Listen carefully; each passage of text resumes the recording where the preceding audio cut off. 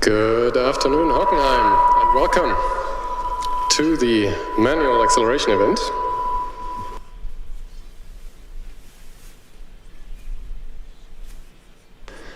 It has been but an hour that we've seen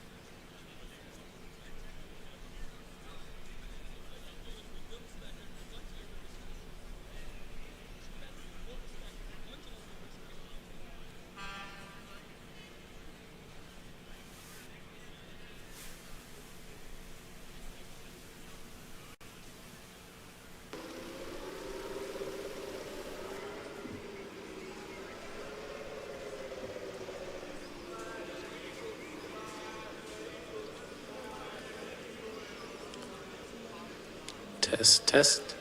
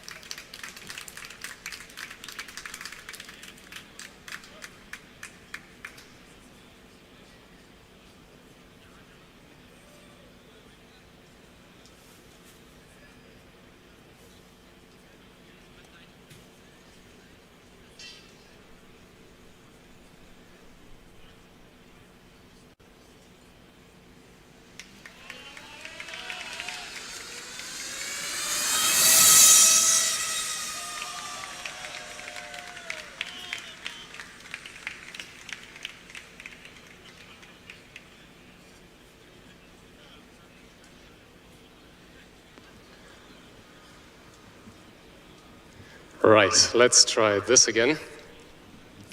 Small technical difficulties in the commentary make the day more fun. Welcome everybody to the manual acceleration event of FSG 2023. I've already seen a few cars zoom past me here. So the event has already commenced. Of course, while walking around, I didn't have any time to pay attention to the times, but maybe you, Igor, have something to say about what's been happening so far. Yes, thank you, Jonas. We have had 3 runs so far.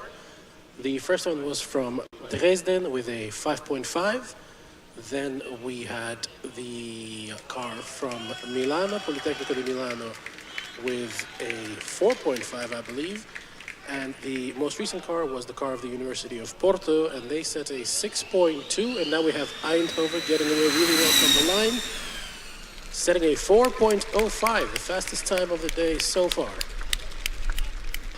Of course, in the morning session, we've seen the driverless acceleration event quite a bit already. They've been doing some running on track. So it's hot. It's very hot here in Hockenheim. It's nice and rubbered in. We're expecting sub 4-second times from the fastest cars around here. Milano is lined up again.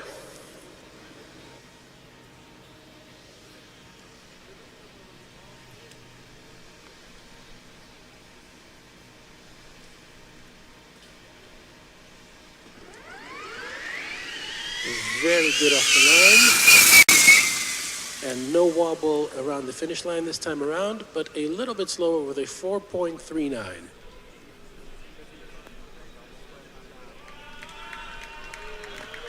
A little bit slower than Eindhoven, that is. I still think that it was the best time for Milano.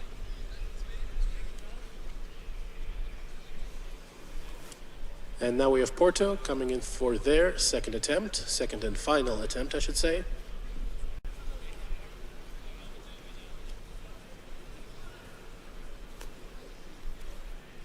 The track marshal making sure the car is positioned precisely for the timing equipment. Green flag is waved and off they go. Looking really smooth, accelerating nicely in the second half. A 6.22, an improvement on their first attempt.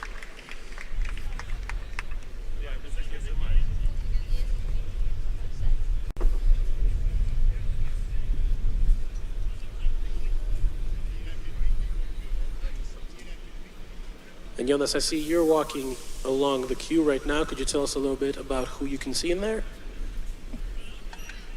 Seeing is relative, they're all far away. I've got Tampere rolling up in the first run queue. We know you've got a temper. Yeah, for sure. We've got Deefholt hanging back and car number 169, I believe. Also hanging back a little bit cautious, rolling up to the starting line.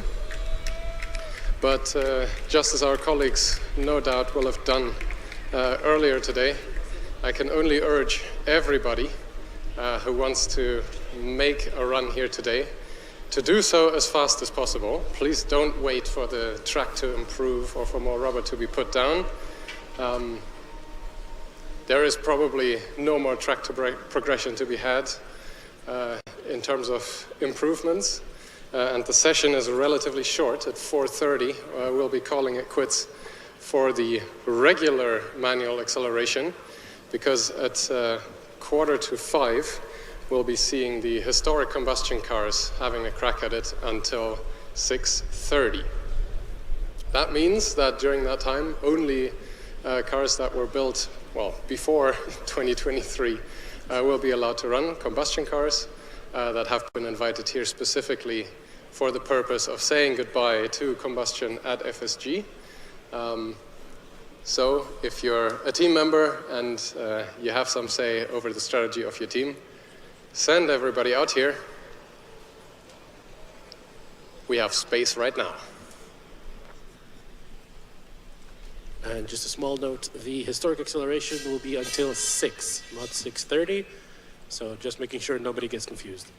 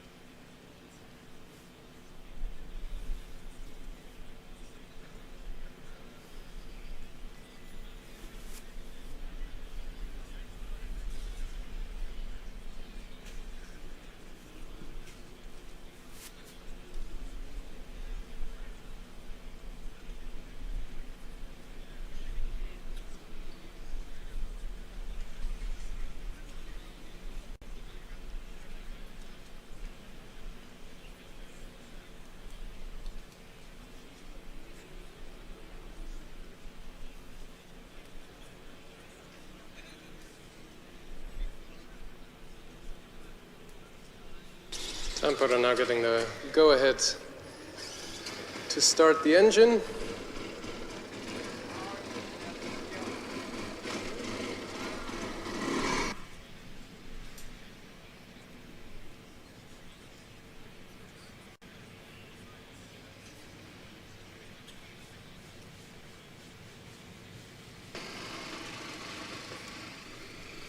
Car now being lined up by the marshal.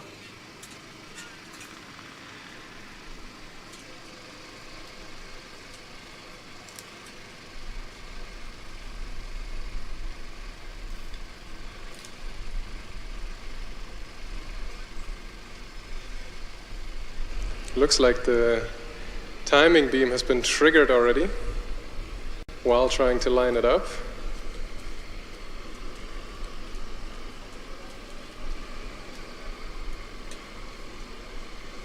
For those of you that haven't been in the dynamic area so far yet, there is a traffic light setup. There are two light beams at the start line that show the green flagman whether the car is too far forward, too far backward, or just right. Well, the car was definitely too far forward. No muss, no fuss though. Timekeeping guys in the silver van, getting everything straightened back out.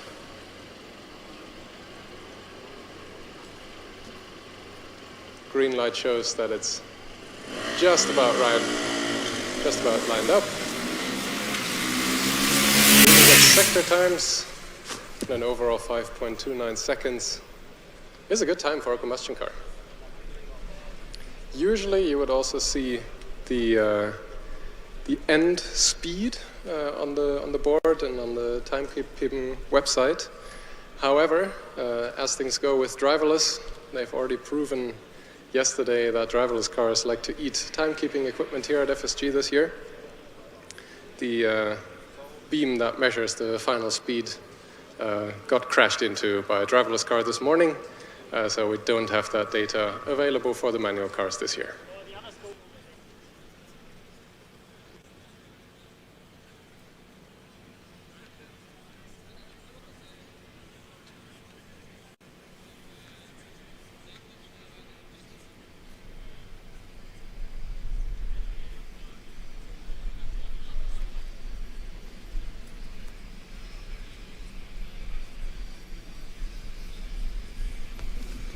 And Jonas, while we wait for the next car, DHBW Stuttgart, to get the go-ahead, could you maybe give us a little more explanation on how the acceleration event works? The rules, the basics, for the people watching along at home or people watching along here who have a little less experience with it than you do.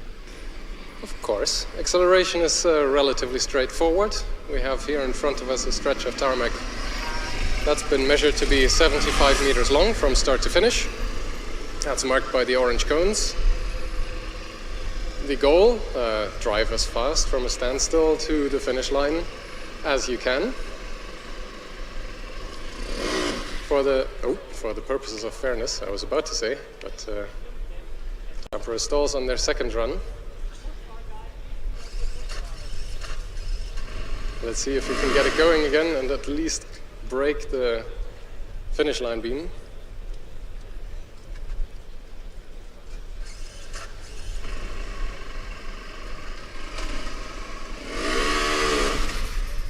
A little trouble getting into first gear, it seems. Getting into first gear and getting it off the line. That's of course always a little bit trickier in the combustion cars with clutches involved. The electric cars struggle with this a little bit less usually.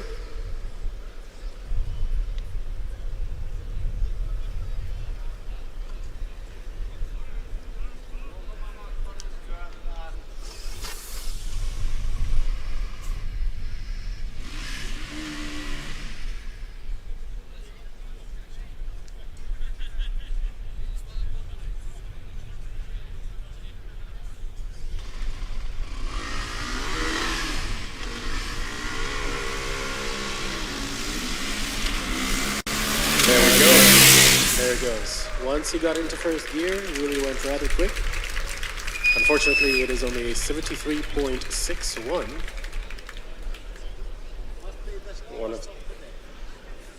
Probably, well, definitely the slowest of the day so far. It is what it is. You never know what might happen later on. We don't want to jinx it yet. But you do have to wonder. You do have to wonder, what actually has been the slowest acceleration time on record? I know that just a couple of weeks ago, FS Team Delft set an acceleration record for the fastest time at Formula Student East, 2.99 seconds. We'll have to wait and see what they can do here and what the other teams can do to respond to that. But what is the slowest time in the history of measurements? That is an interesting question. My guess would be it's something relating to driverless.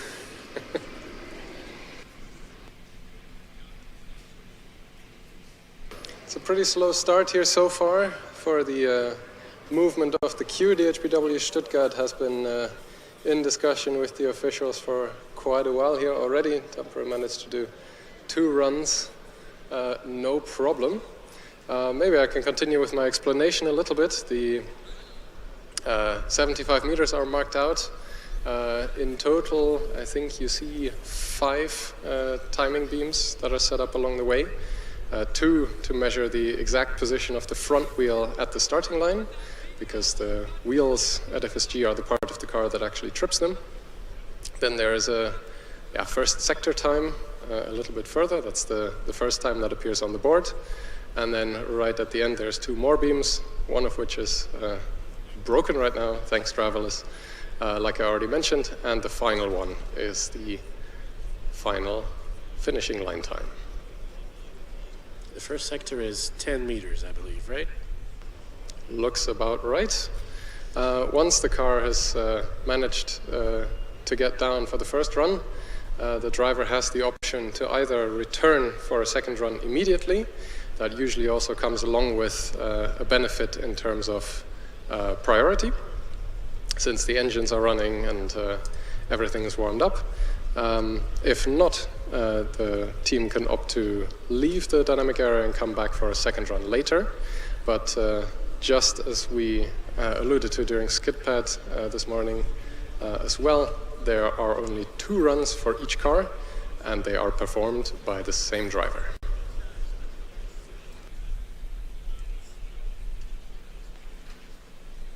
DHBW now through the preliminary checks and on the starting line.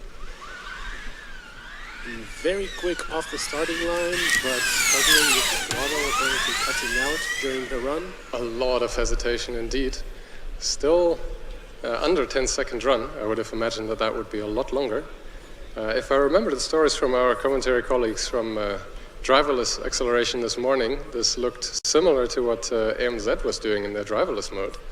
I have no idea what would make a car do this, but it definitely looked interesting.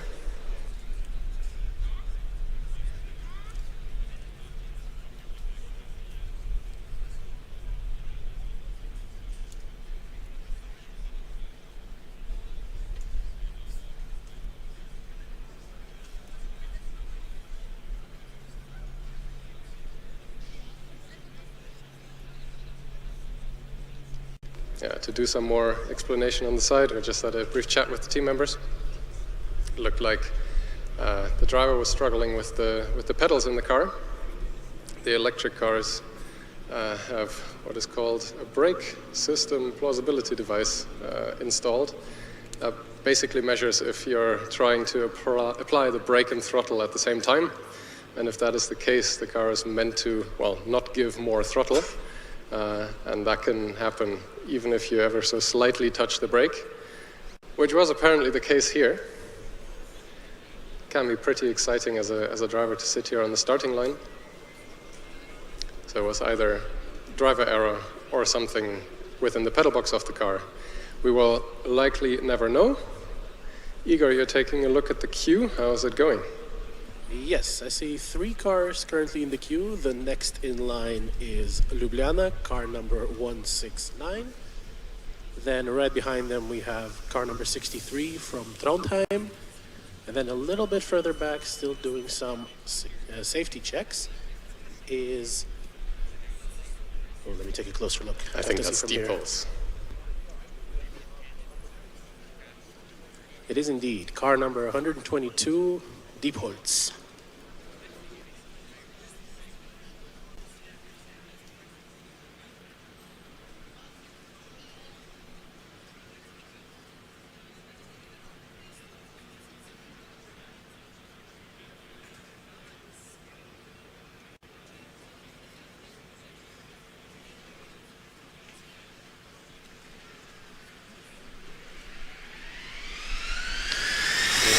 Very carefully lined up, a 4.2 second run. Not bad for a first lick. Though, as I already mentioned in the intro as well, I do expect to see times tumbling as teams like Trondheim are making their way to the start line. From other competitions, we know that the electric cars this year are easily capable to get under 4 seconds. Some even into the sub 3 second regime.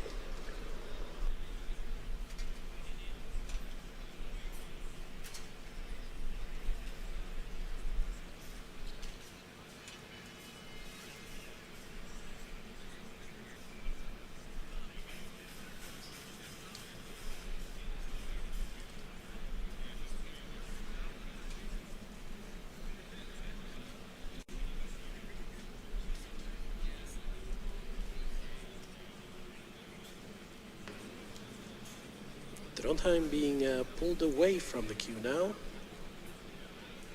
Jonas, what could be a reason for this? Any number of reasons. I've seen Trondheim roll up to the acceleration with a flat tire. The driver might not be fastened appropriately with his belts. That's something the officials usually very meticulously check and complain to the teams about, that the belts aren't tight enough. There might be something wrong with the setup in terms of software, with the settings, electrical systems, but it seems like they're giving it another go. They managed to charge successfully. Diesel flashing away to indicate such.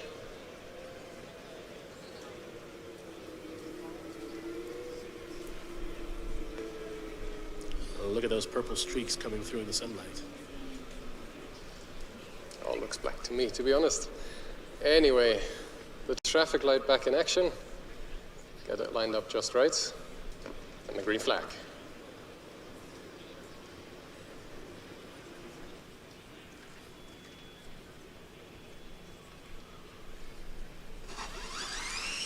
A little bit of a hiccup on the turn line with some wheel spin, but blistering fast afterwards, and here it is, our first sub 4 second time. 3.57. If I'm not mistaken, that's exactly the same time that the driverless Munich car managed to set this morning, just before the closure of the session, before lunch. So yeah, we are starting to see some faster times, finally.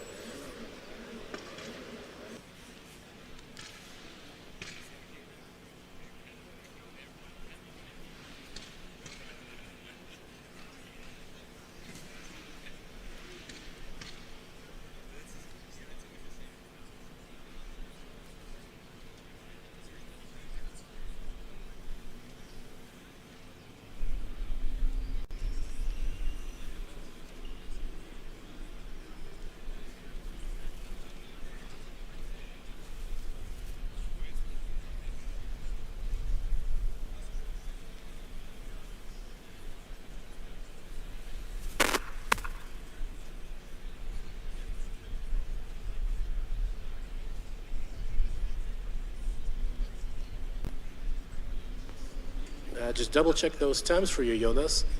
The TU Munich car, the driverless car, set a 3.714, and the Trondheim car already beat that with a 3.57. Well, there goes my memory for today. It is exceptionally hot here down on the tarmac. Bad excuses, of course. But Deefholt is shown towards the starting line. We can see the Trondheim teammates cheering on their driver, who is circling back around for their second attempt. I don't think so, actually. It looks like they're leaving the dynamic area for now. Oh, right you are.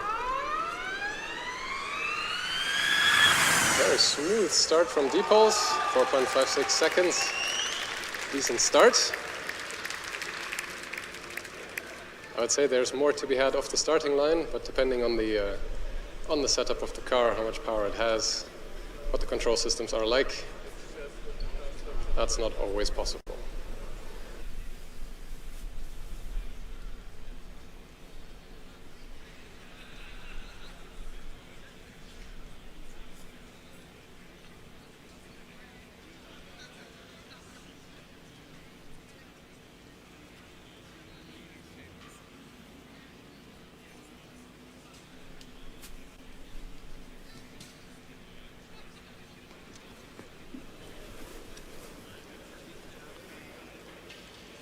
Just as I was about to say, Jonas, that the queue is looking a little bit empty again, we can see there's one car approaching in the queue and a couple more parked right at the beginning of it doing some final checks.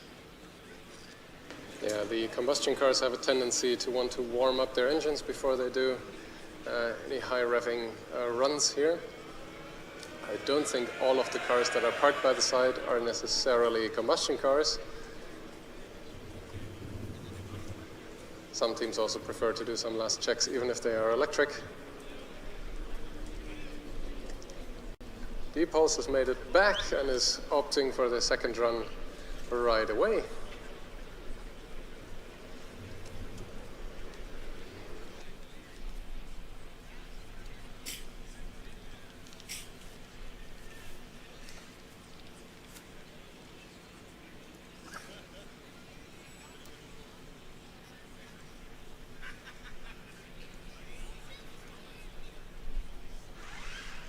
It's a very tentative start off the line. I doubt that this will be a good time for them, since the gap that the tires can fall within on the starting line is very slow. Did they just roll over the finish line without any drive the whole time? I feel like that's what happened. I feel like the drive cut out about two-thirds of the way through. I see the driver getting out. I'm not sure if that's a good sign or not. We're having one of the team members being ferried over by the golf cart to retrieve the car from the finishing area.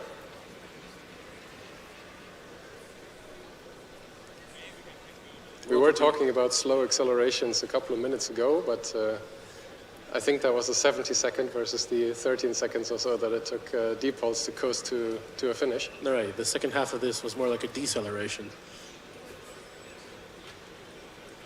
It's only called the acceleration event, guys.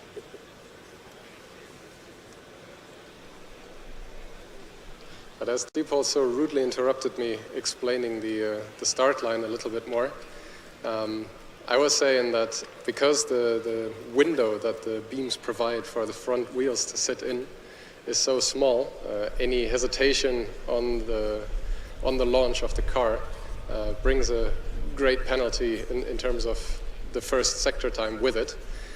So in order to get the best times here, the goal should be to be as aggressive as you can right off the launch and then sort the rest out a bit later down the track. Full send, as they say.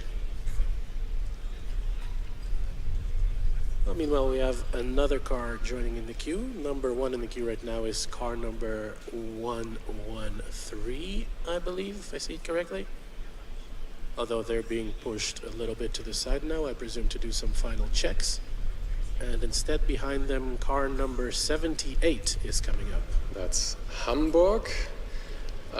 Though I have a feeling that they might be waiting for quite a while. More team members are being called towards the stranded Deefholt's car.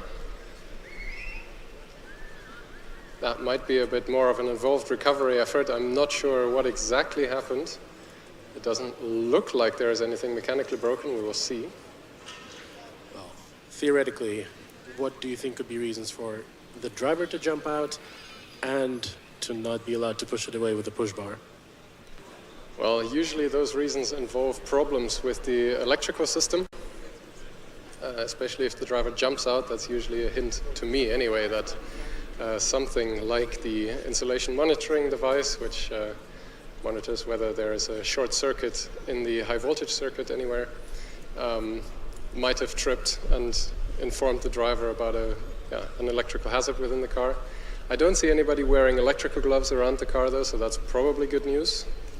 Those would have been popped out first before the car is touched again.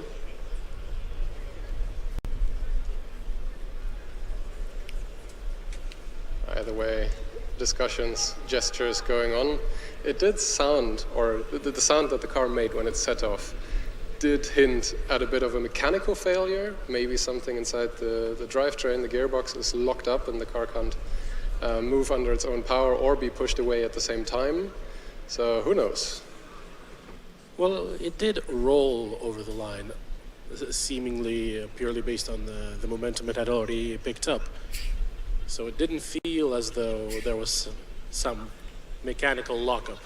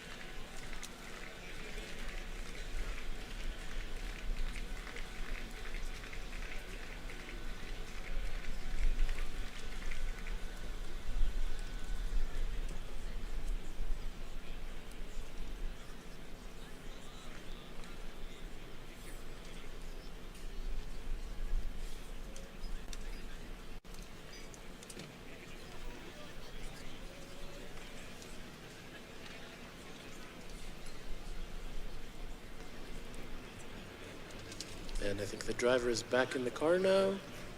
And yes, it is being pushed out of the acceleration track. No harm, no foul from the outside anyway. As long as we get to continue with the now building queue, that's a good thing for us. We already mentioned Hamburg lined up. Behind them, I think I see the red dragon of Luebeck poking through.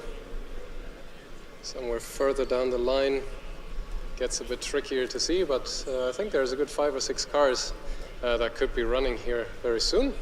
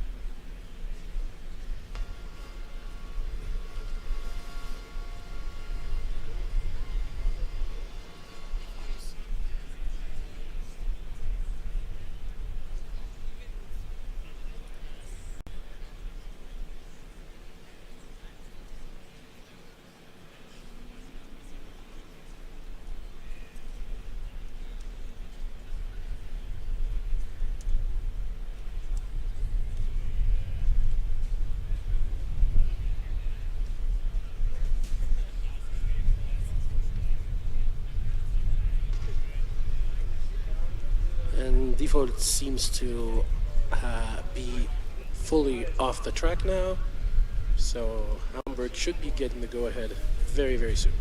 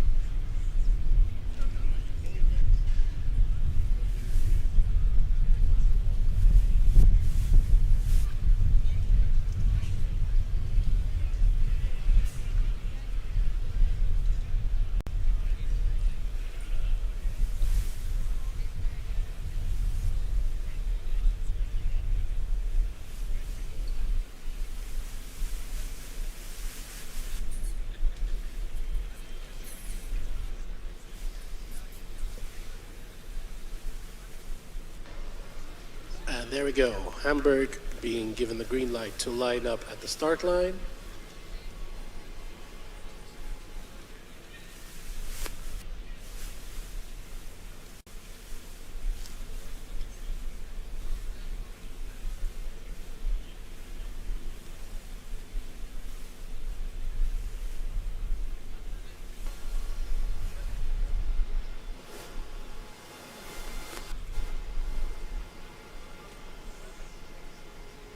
Green flag is waved, and away they go, very quick off the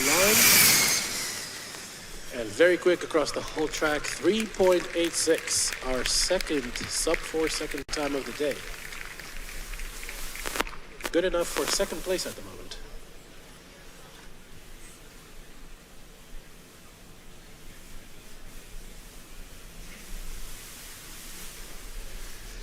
Now we see Luebeck approaching the start line.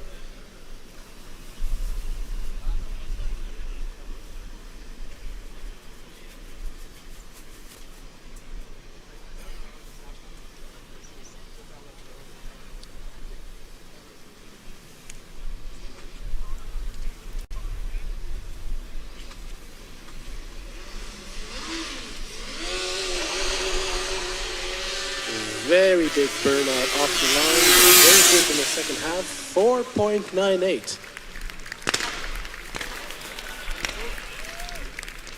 And a couple of backfires to celebrate at the end of the track there.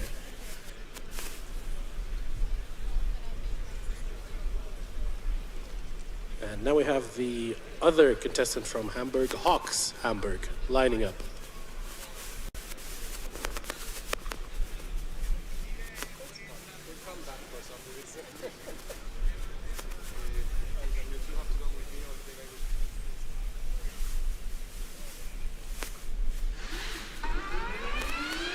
A little bit of wheel spin off the line, and it looked like a little bit of a stall, but still relatively good time, 4.42. Yeah, trying to establish a few baseline times. I think anything below 5 seconds we can call fast. Anything below 4 seconds is very fast. And is that equivalent across combustion and electric, or a little bit of a wider margin for combustion given the... Combustion always gets a little bit of extra time. That, since it's the last year here at FSG, I think we can give them the benefit of the doubt. And TU Hamburg coming around now for their second attempt. Second and last run of the day.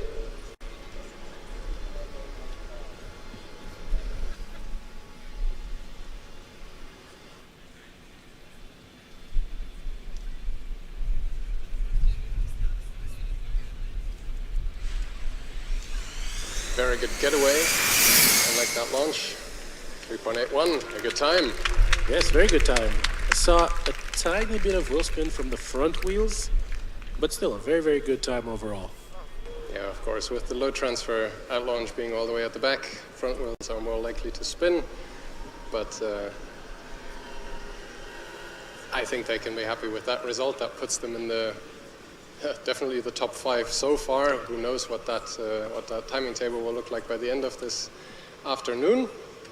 Now we see 97 from Schweinfurt lining up. Oh, that's unfortunate. Brief stumble at the start, and the car stopped. The driver is messing around with the buttons in the dashboard. But it looks to me that it did not trigger the timing beacon. Not yet. I don't see a timer running. The car is out of position from the position that the green flagman put it in initially. Push bar is being motioned to be brought to the car. That means it's going to be towed away. And does this then count as a DNF because the green flag was waved, or do they still get 2 attempts? That's an interesting question. Brings us to an important topic as well. We can speculate here as to whether or not they will still get their full 2 runs, whether they can re-queue in the first line run or anything. We can call out times, we can see what we see in terms of cones being hit, although with manual accelerations that's pretty rare. but all of that information that we're providing here is, well, free of charge and free of guarantees. Only the officials truly know what is happening. We can try and gather information from them as the day progresses here, but anything that's said over the PA here is without any warranty whatsoever and can't be used in the court of law.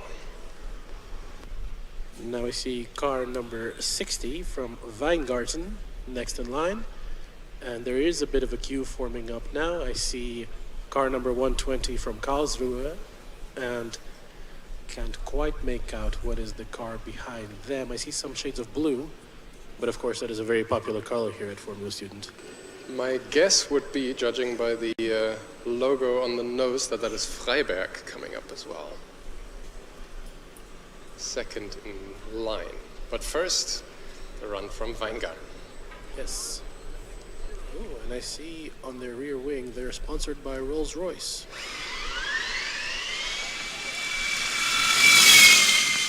I don't know of any Rolls-Royce that is that quick off the line. That is a 3.92.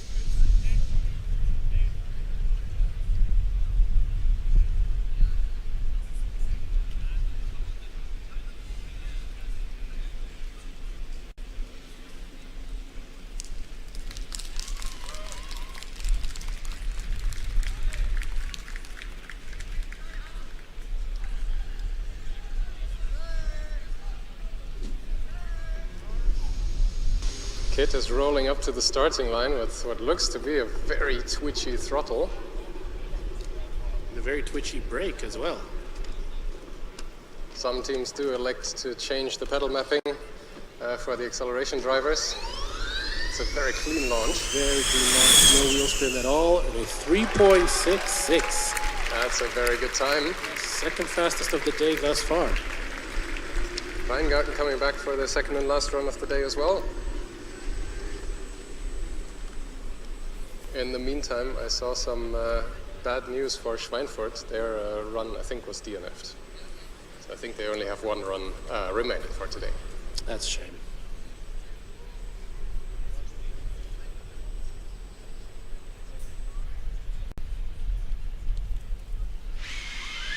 Lots of wheel spin off the line from Weingarten. Sort of coasting on a velocity limit for the last third of the acceleration at 3.9. Still an improvement for them. Good news overall. Now Hawk Göttingen lining up 161. They must be celebrating that they built a car with aerodynamic devices on it. The rear wing says Aero. Let's see what they can do. They were a very solid contender at the skid pad already this morning. It's already commenting on their single central rear-wheel drive motor that they have in the car. Sounds good, looks good, 3.96 seconds. It looked like there was a little bit of a hiccup with the acceleration, about a third of the way through, but very clean for the rest, very clean off the line. Good time. Yeah, what can happen sometimes with if the teams do elect to put shorter and lighter drivers into the car for the acceleration event, they can be pushed back or jerked back in the car from the sudden acceleration so far that they actually let go of the throttle pedal slightly. That's why I was alluding to that some teams do opt to change the pedal mapping slightly so that that isn't translating into a loss of forward driving force. Next up, Eindhoven, being carefully aligned.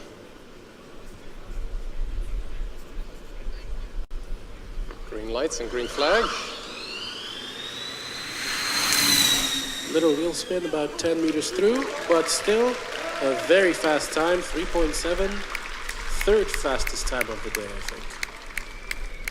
I still don't know how you can keep those times in your head. Looking at the queue, we have Luebeck coming back in the second run queue. Couple of cars, 3 of them in the first run queue, but first, it looked like Göttingen was going to come back for their second run immediately, but they opt to leave for now.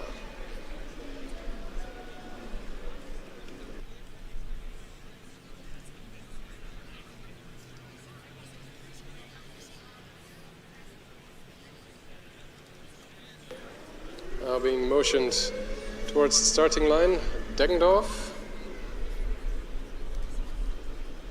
I think we did see them in the queue earlier. They were retreating again for some last checks.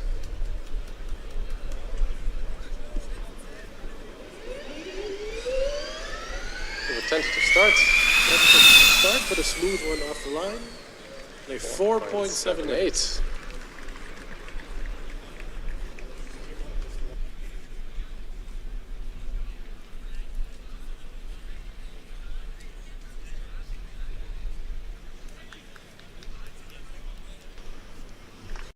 And Luebeck has fired up their car,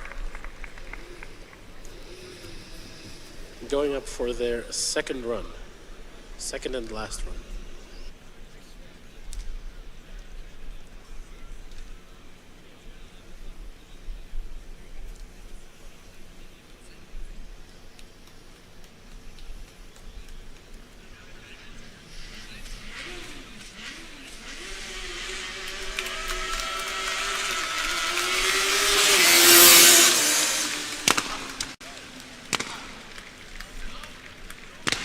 And an improvement from Fast Forest. No, a first time from Fast Forest, 4.96.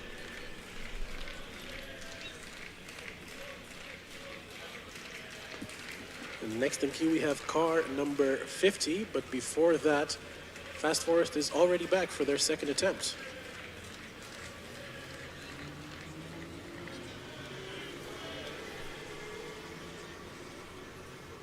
Indeed, Lisboa having to wait slightly. They are fully ready to go though. Poised to run straight after Deggendorf. Who are lined up and off the line. Again, a bit of a cautious start. Bit of a cautious, but also a bit faster than last Nice time. follow through. And it is faster, 4.78. Improvement of 0.2. By the way, anyone from the Lisbon team that's listening, if you guys could fill out the commentary form and let us know what the hell is up with the blue underglow under the back of the car. I've been wondering that on the driverless track already yesterday afternoon. Saw it in skid pad this morning as well. That's got to be either something just for the show or something important. Ooh, a little bit of torque steer off the line there. Car swerved to the right, driver corrected to the left. And now going a little hesitantly all the way to the end of the track as if it doesn't want to go there. They are now past the time that it took Deepulse to decelerate. Nevertheless, they completed a run. The time on the board is certain points to some extent, so let's hope they can improve in their second run. Yeah, some time is better than no time. Absolutely. This is maybe also a good time to address everybody that hasn't been to the acceleration event yet. All the teams here, we have relatively unbusy queues right now. That means that the flow is pretty smooth, the track is hot, and there's space for you to run. So I think there's no time like the present to make your way into the dynamic area here on the main straight and show us what you got on the acceleration straight. I feel like sometimes teams, when they see that the queue is relatively empty, they feel that, oh, there's plenty of time to go still later. But of course, every team is thinking that, and in the end, all of them show up within a very short time span. And so far at this edition of FSG, I believe in every single event, there was at least 1 or 2 cars that did not get to complete their runs because the queue had been too long for them to start before the end of the events. Yeah, we're still at the driverless acceleration. This morning we had, towards the end of a session, a massive queue forming. We had about 8 or 10 cars still queued up by the time that the gong rang.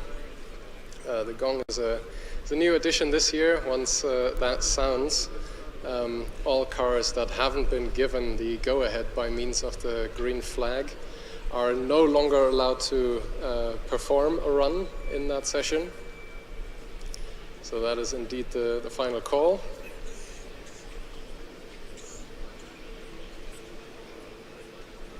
And indeed, empty queues can be deceiving.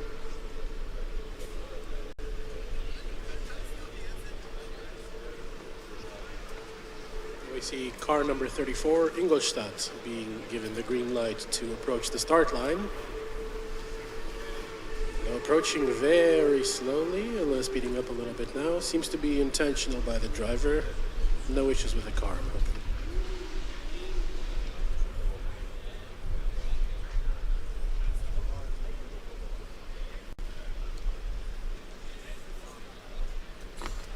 Green flag is given. A little bit of a hiccup at the start, but very fast afterwards. 3.91. That slight jump might still be something where they can change the traction control settings slightly, or something to that effect anyway, to maybe achieve a slightly faster first sector, 1.29 within the first 10 meters. I think those tenths shaved off there will greatly improve the overall time as well. No, of course, because it's really anything you save in the first 10 meters really gets compound interest across the entire length of the track.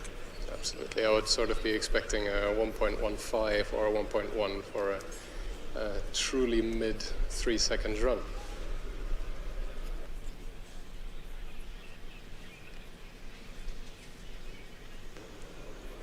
Some kerfuffle in the queue. Akron was first in line, but they're now pushing out. Right behind them, 322. If I remember correctly, that's Napoli. I believe so.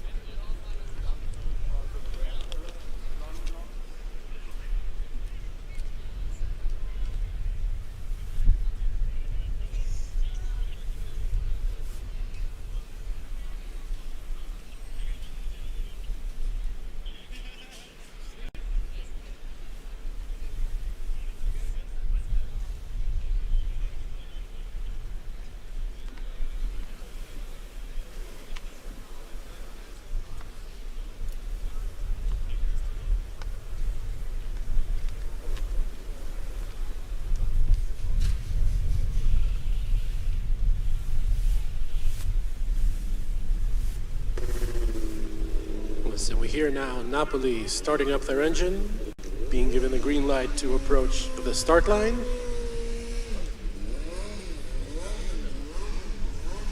I was noticing this at the skid pad as well. Their engine has a very distinctive scent on startup.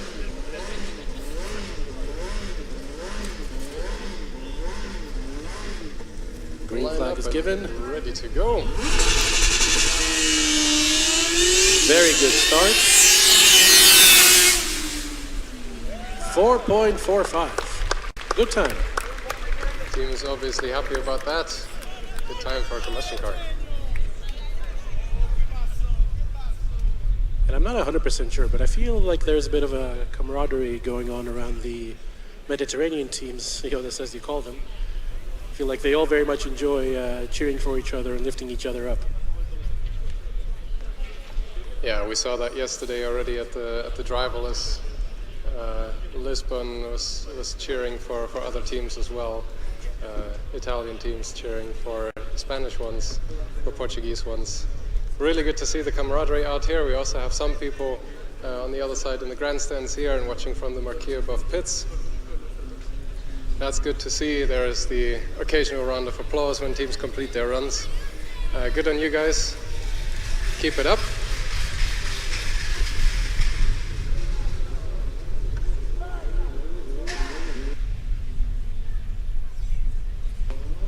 Napoli electing to do their second run immediately after the first.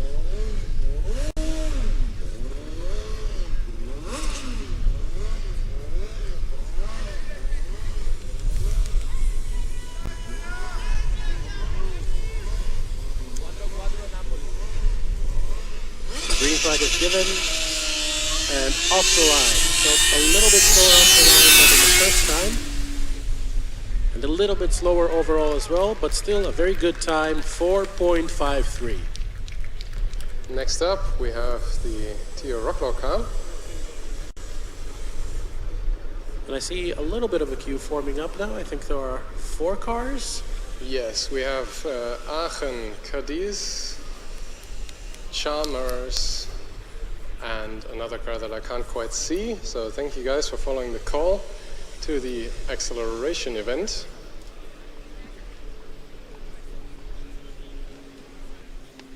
Wroclaw unfortunately did not get to do a skid pad run. They came a little bit too late, but looking good on their first acceleration attempt. 4.72.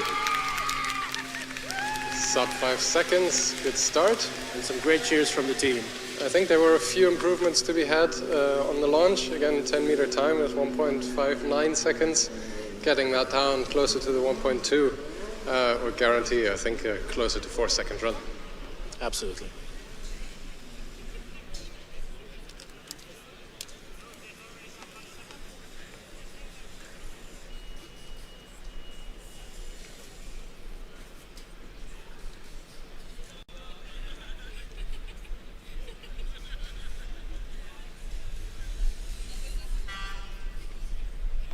While Wroclaw are making their way back, Aachen is charged and ready to go.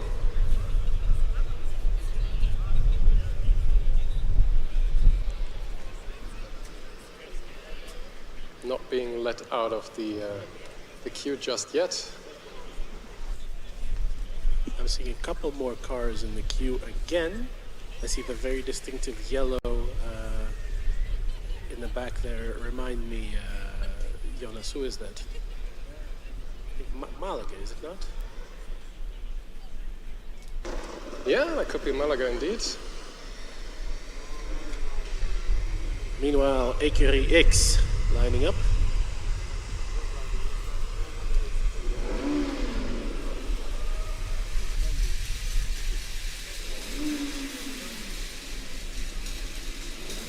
Somebody in the queue warming up their engine as Écurie sets off. Blistering start. 3.35. Incredible. There you have it, close to 1 second, 10-meter time. Results in a purple time at the finish line. This was the first run for Aachen of the day. Maybe they can whip something up for the second one to go faster yet. Cadiz motioned to the green flag position.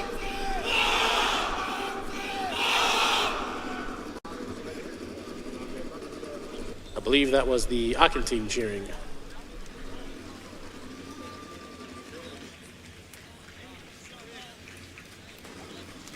Gades lined up.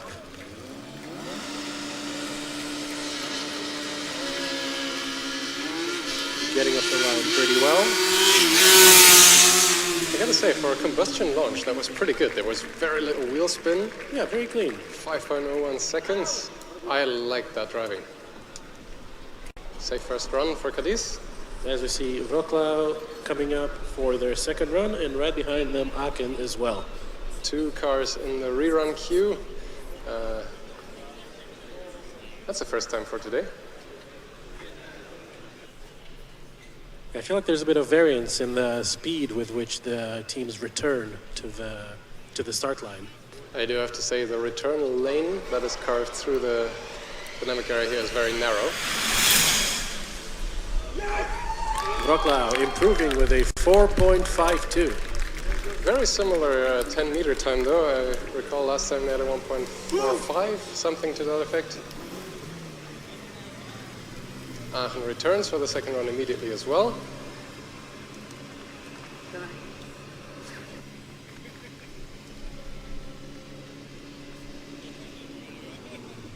Aachen is waiting for the green flag.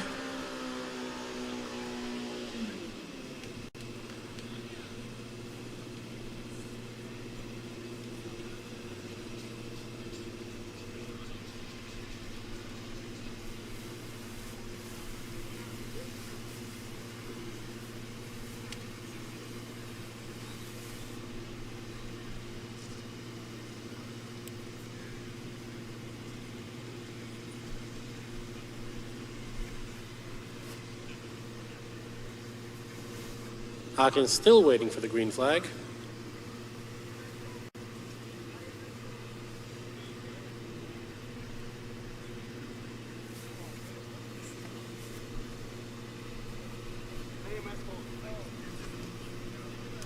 Usually that indicates to me that something at the other end of the track is not quite going to plan. Yes, I see the Wroclaw push bar team member getting on the golf cart to be ferried on over to the end of the track. So I assume the Wroclaw car is stranded at the end there.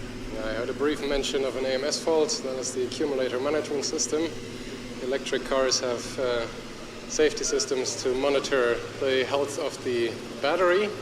If something goes wrong in that system, an unresettable error is triggered. I guess that's what happened. And that means that the car can't move under its own power anymore, and the push bar is needed to remove it from wherever it's stranded.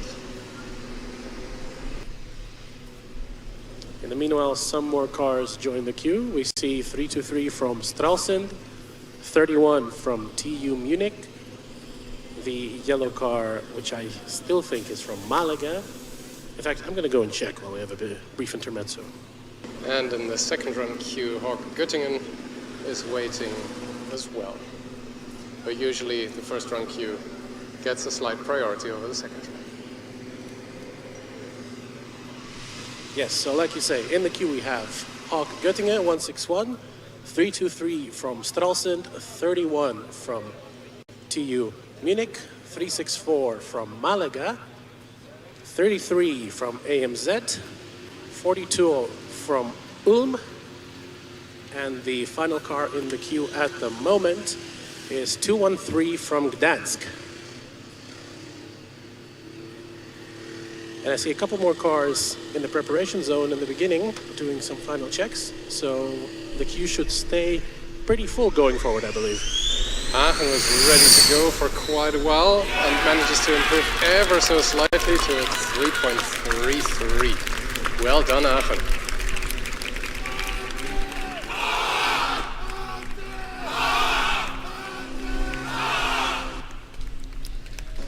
And you can hear the team is very happy to see that result.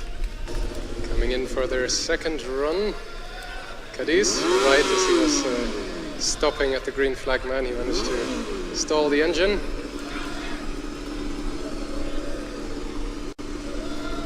See some people cheering in the grandstands, must be team members. Cheering the acceleration driver onwards. Again, a very smooth start, especially for the combustion car. Lots of noise and improvements to a 4.9. Well done, Cadiz. Göttingen now being let out of the second run queue.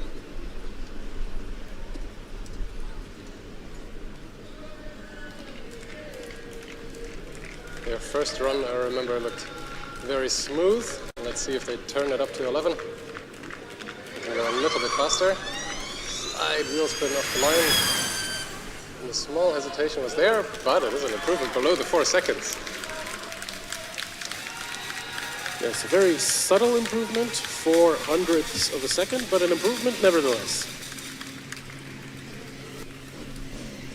Stralsund is next. Slowly jerking towards the green flag.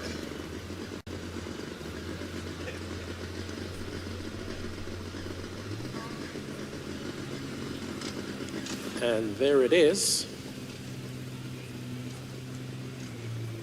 Sounds like it's struggling to get into gear.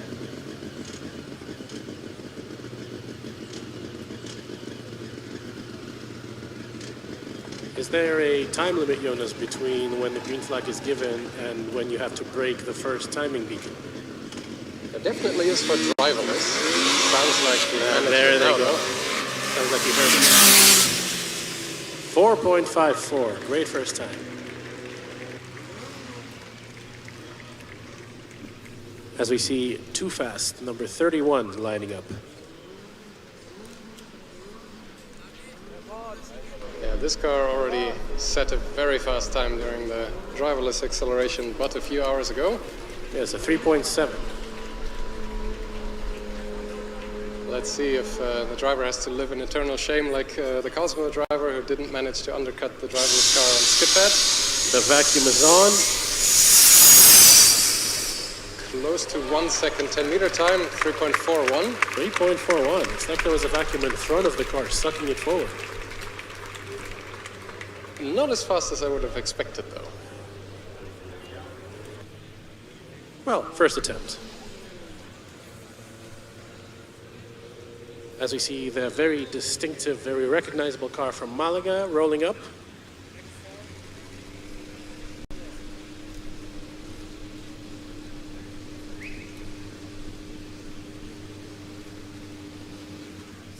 I think more Formula student teams should adopt brighter colors. Absolutely. The golden colors, white, light blue, are definitely a little bit underrepresented. A lot of revving, a lot of wheel spin off the line, and a good second half.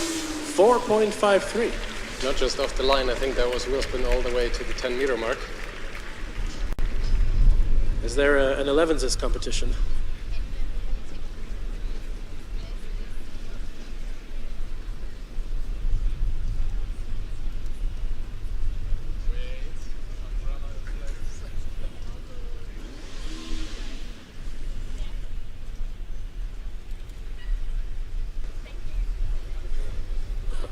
As Jonas goes off to appease the paparazzi, we have AMZ preparing to join the track.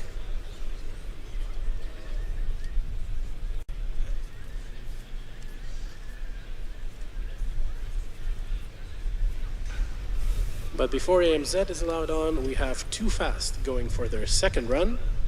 Let's see if they can improve on the 3.4 they said earlier.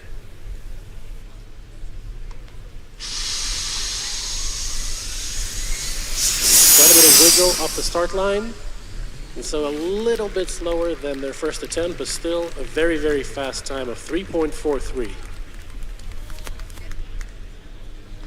I think it's extremely interesting to see the 10 meter times here, actually, because that slight wiggle cost them 300ths right off the line.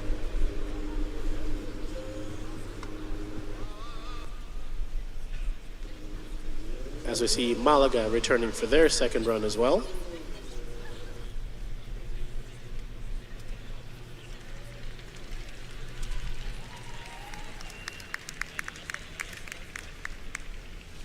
His entire yellow section up in the grandstand, cheering him on, or her.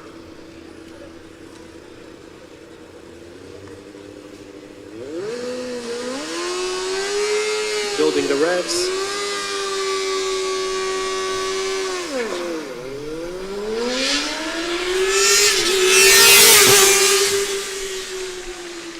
Felt a little bit slower off the line, and so the overall time, not an improvement, but still very, very good.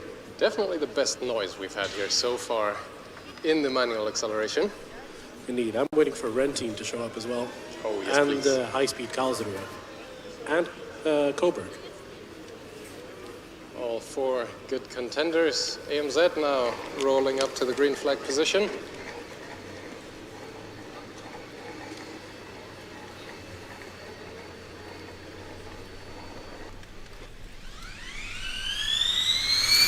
Very quick off the line, and even quicker across the line. 3.27, new fastest time.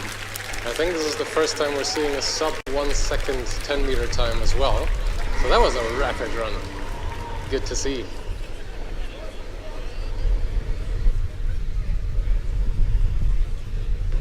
Next up, Hawks Hamburg. Wheel spin pretty much for the first 20 meters. More than the first 20, the first 40. That was their second run and a time of 4.62. Now we see Gdansk lining up for their first run, I believe.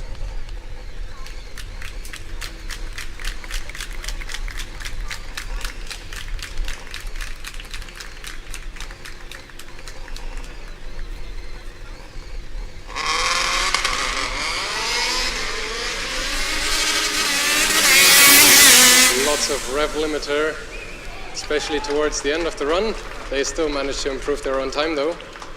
This is their first time, Jonas. Well, then they definitely managed to improve their own time. Just so.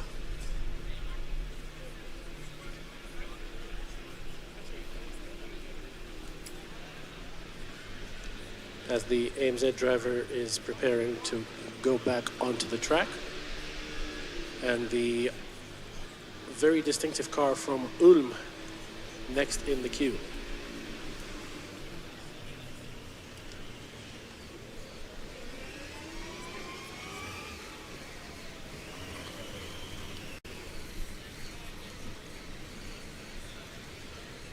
AMZ lining up for their second run. There's the flag, and there they go. That looks even smoother off the line. Even smoother, but slower off the line, if I do say so myself. Still a blistering time of 3.52, not quite as good as their first attempt.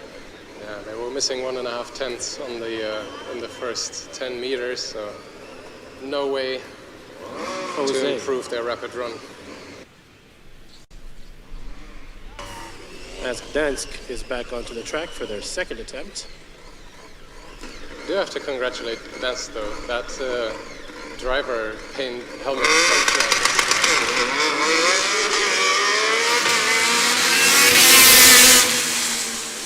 Deafening noise. I couldn't hear a word you said there, Jonas, but I see that Gdansk improved on their time, now with a 4.3.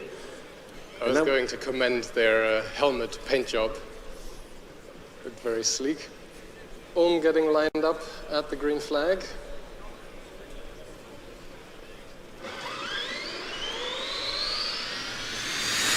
Pretty smooth off the line, and a 4.09. Good time. Good times, good times.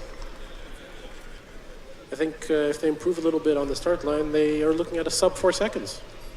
I think that's just the advice we can give overall. Just get good at launching. Yeah, and you'll have a good be acceleration faster. time.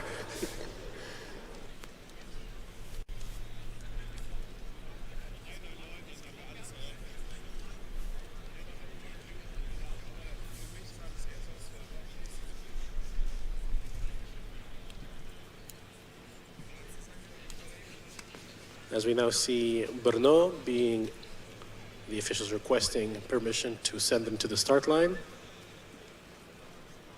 I don't think there is anybody coming back that is about to do their second run.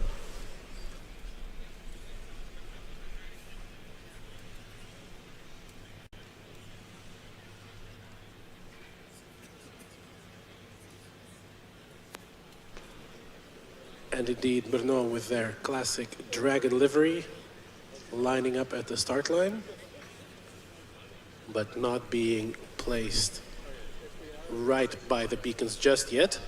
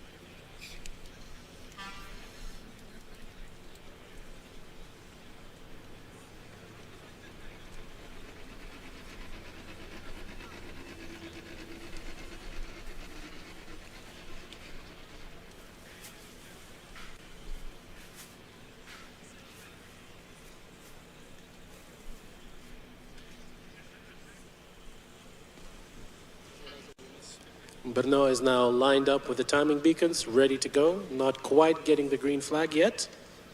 We saw one of the team members of the previous teams get ferried off to the end of the track there with the pull bar. So there's probably some obstruction at the other side of the track, which we're waiting to clear up. And afterwards, Brno will be given the green flag.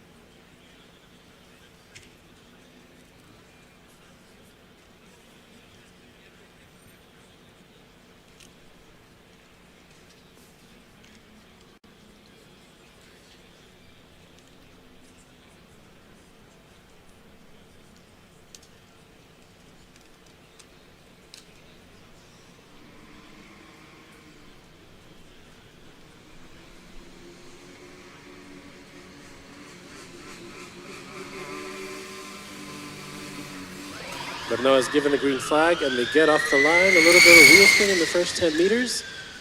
It's still a solid first time, 4.16.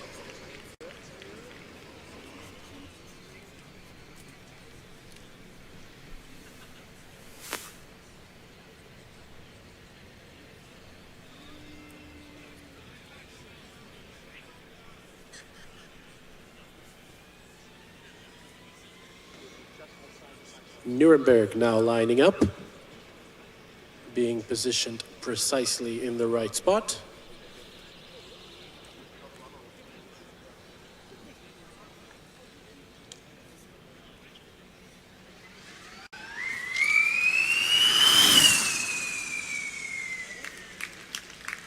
Yeah, so a very good time, 3:86. So at the acceleration, we are here with Matthias and myself, Mickey. We just took over from Yegor and from Jonas. Well done, guys. You deserve a bit of a rest. And we'll see each other later on. I think they are headed off to the driverless autocross in just a while.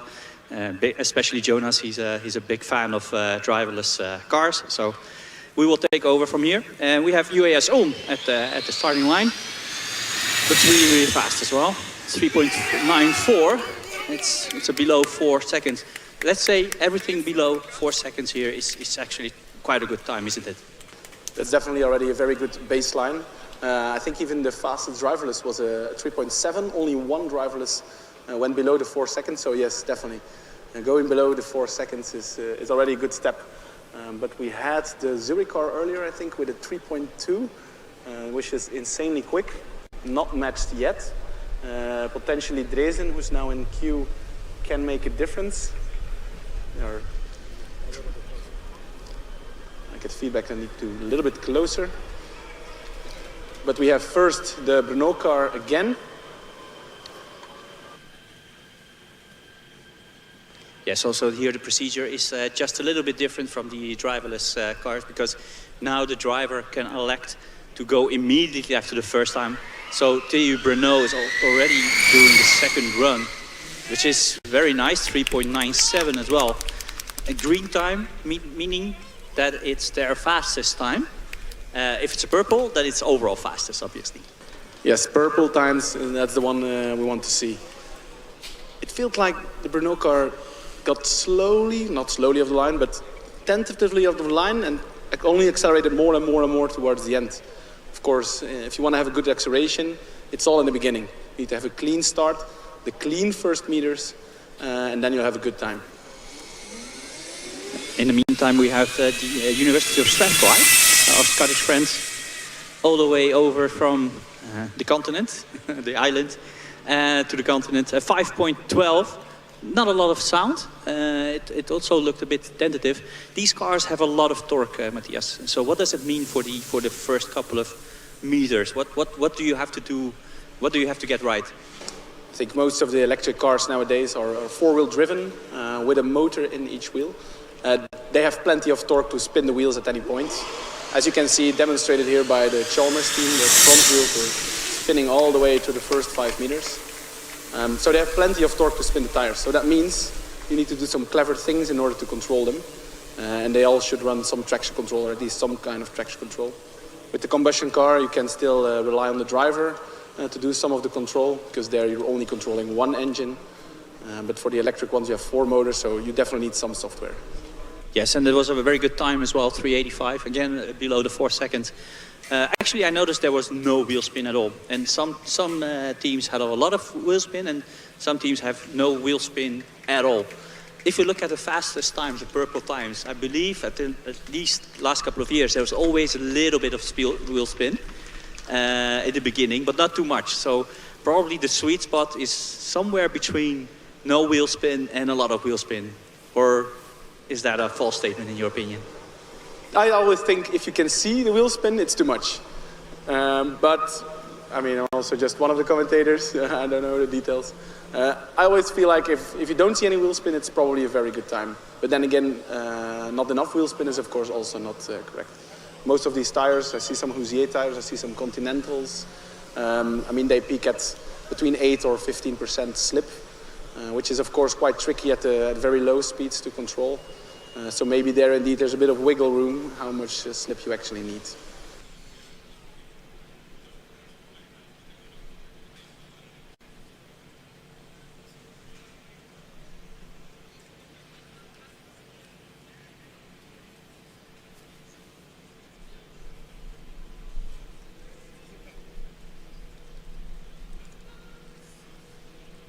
So we have the car from Magdeburg lining up.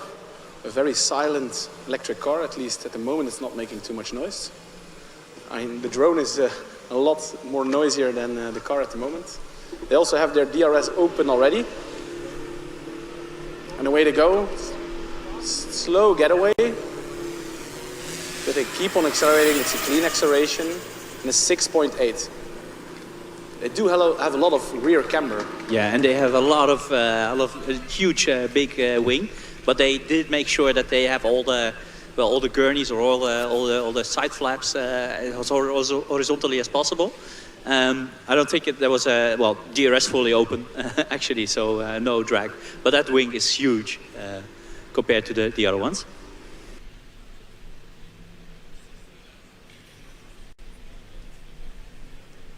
And Strathclyde being back for the second run immediately after the first one. They took quite a while to come back. And the instruction that the driver has is you can only drive very, very slowly when you come back from the end of the acceleration to re-queue again. They are very strict on this because there are people walking next to the fence. So they are very strict here. Let's see, second run. It's a 5.10. It's a green time. So I think this was a bit faster than the previous time. So I think that's 2 runs they have. That's all they got. So you only get two shots. And it's interesting to see whether teams opt to go with 2 different drivers or have one driver do both of the acceleration runs, get a little bit of heat in the tires, and then just go for it. That would be interesting to see whether there's a differentiation in strategy. What would you do in this case, Matthias? I think I would do an early run, get back to the pits, check the data, and then do a second one. Given I would probably be in an electric team, so then driver doesn't matter too much, so just keep the same in the lightest driver. For combustion, indeed, there's a bit more manual work to it, so there indeed you could choose to do different drivers, but then on the other hand, if your first driver already has some experience with the track, he already knows how much grip there is, so you might as well just put him in for the second run as well. Yeah, and just looking at the sun and the heat of the tarmac and the heat in the air, it doesn't really matter that much, right? Whether you get a heat in the tires, it will be minimal. And any excess heat you get, you always lose when you come back really slowly to the start line. So I tend to agree. If you are electric, then maybe take a time out, look at the data, adjust the setup.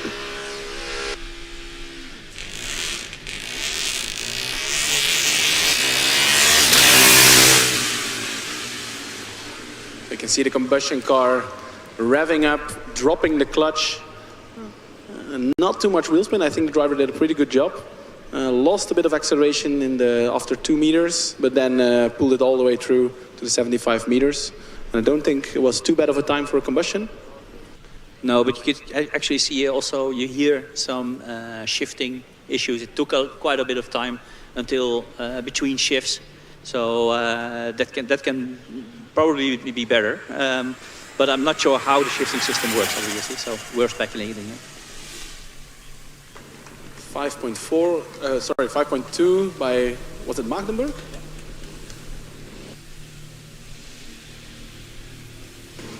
And another combustion from Stralsund is joining us in acceleration. Rolling to the start line as we speak. DRS open already. Car sounds nice.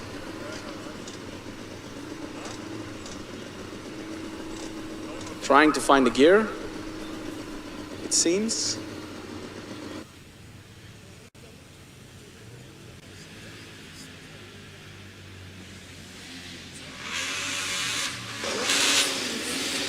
And a lot of wheel spin in first gear, and I think it was struggling to get it into second, yeah. Of course, all the time you're not in gear, you're also not applying any torque to the road.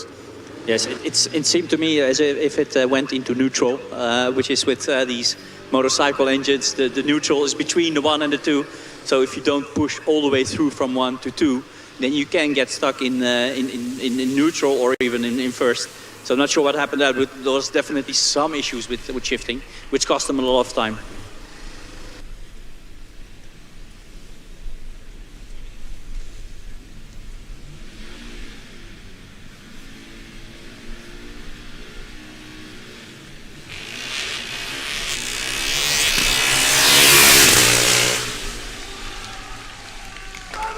And that is a 4.4 impressive time for a combustion car. Well done.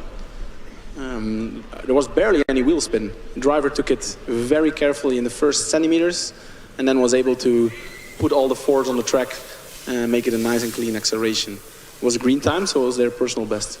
Yeah, this is where you see the big difference between the electric cars and the combustion cars, right? You just mentioned four motors inside the wheel, a lot of torque. Electric motors have a lot of torque in all the ranges, in all the RPMs. And that's something, it's much more difficult for a combustion car, isn't it? Yeah, definitely. You need to take your clutch into account. You need to find the right biting point. Just already knowing that and designing for that is difficult. And then in the end, you come here at competition, and then you need your driver to also execute it well. Not easy to do. So good job by them. 4.4, I think that's a decent time for combustion.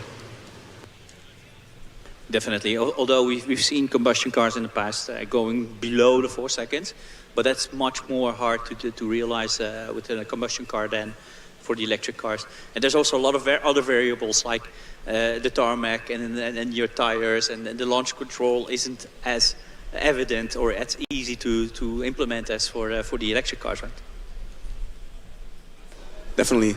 I remember a few years ago there was a team from, was it Rokla, a Polish team, and they always won acceleration years in a row with a sub 4 second acceleration. Combustion car as well, yeah. In the meantime, there are cars in the queue, but it's all a bit hesitant. I think, is it the Coburg car? No. I'll have a closer look.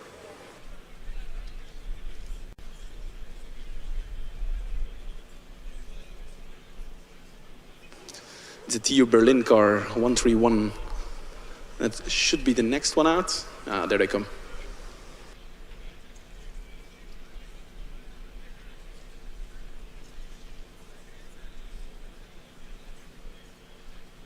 I'm actually a bit surprised because we do have a number of cars in the queue, but it's not as long as we had at the end of the driverless acceleration event. And I think these teams actually are making the right decision to come early. At least we didn't have a lot of breaks as far as we could tell from the commentating stream. So I think this is a good idea to come. And now it's really hot as well. The track will get a little bit faster, but not that much. And maybe if you can do your first run and then take some time to analyze the data, come back for a second run, that might not be a bad strategy, actually. Yeah, it looks like teams have learned from mistakes this morning. Some of the top runners already did 2 of their runs, so it's a bit calmer now. There's still an hour to go, so still plenty of time to do another run. We have TU Berlin at the start line. Slow getaway, but very controlled. No wheel spin whatsoever, and that's a 4-second time, really good. The first run. Also, it's an electric car, but I think they only have rear-wheel drive.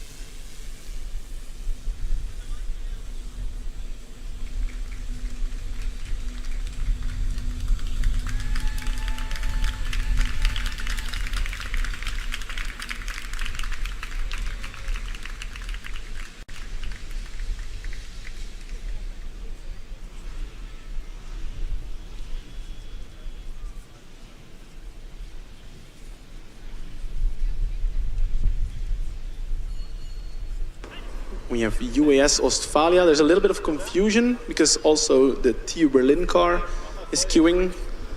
Looks like they will give TU Berlin the advantage.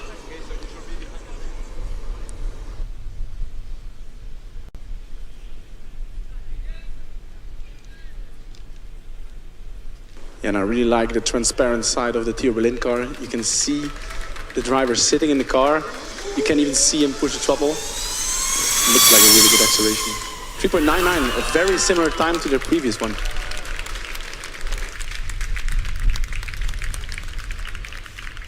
And immediately the next car is being lined up. UAS Ostfalia, number 35.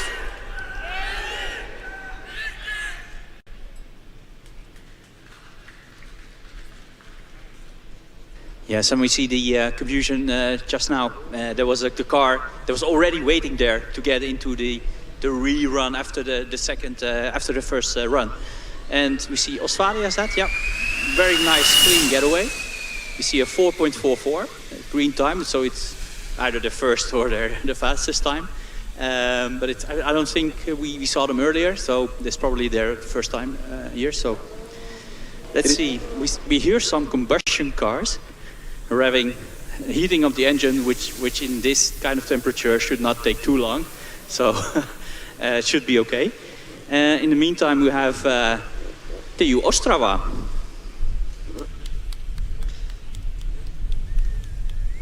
Well, I don't know about you, Matti, but I really like the sound of this combustion car. We will miss this next year because there will be no combustion cars next year. Oh, I like the sound. Really, a lot of wisdom though, but still 4.48, which is not too bad for a combustion car. No, certainly not given the amount of wheel spin they had here. They pulled an entire burnout for the first 2 meters. But yeah, 4.4, not too bad. Indeed, lovely sound also when I go high revs on the shifts. Now we have Schweinfurt, number 97. It's aligned. I think we're waiting for timing to be ready and also the track to be cleared.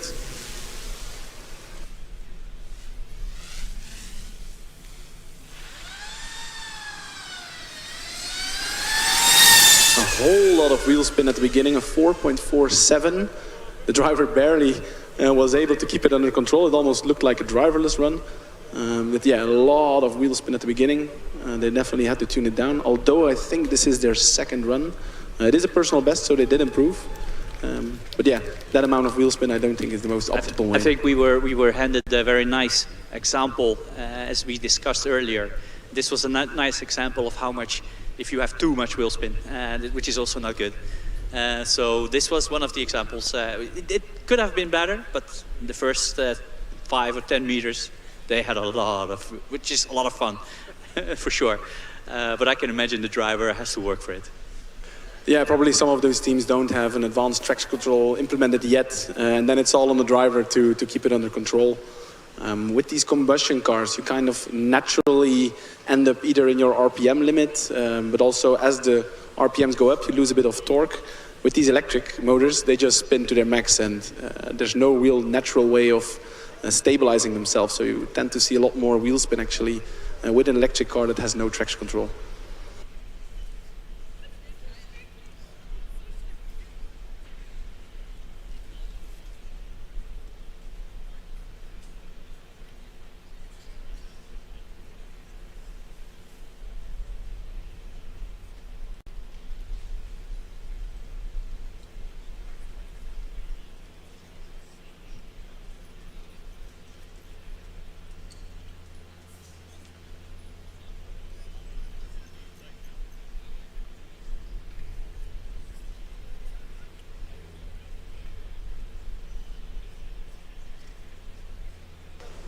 There's a little bit of confusion going on here with the car from Ostrava.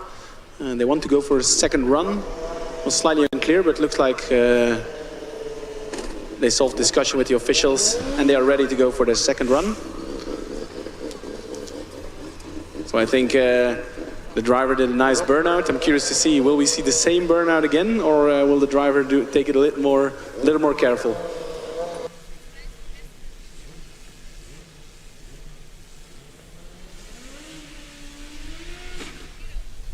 Unfortunately, he stalled the car. Probably wanted to do it a bit more careful, but then ended up stalling the car. So the thing is, the timing already started, of course.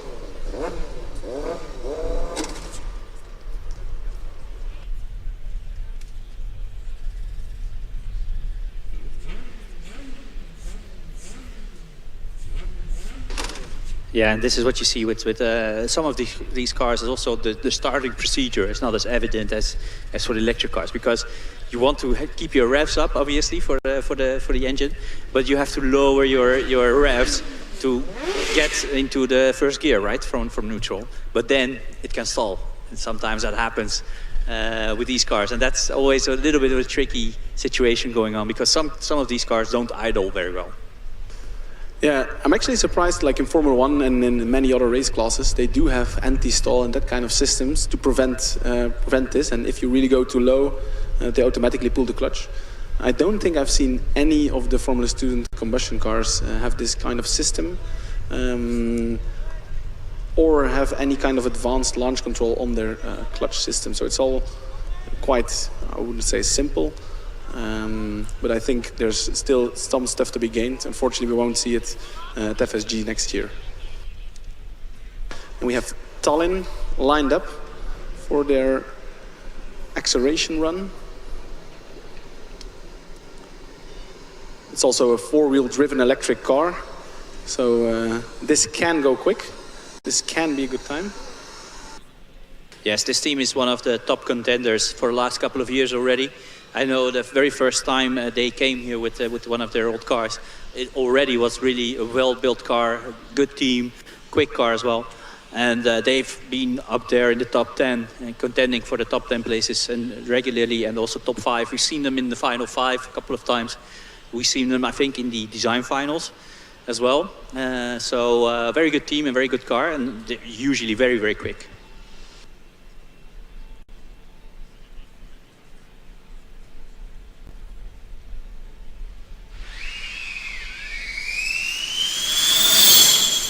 A lot of wheel spin at the start, but still a 3.6.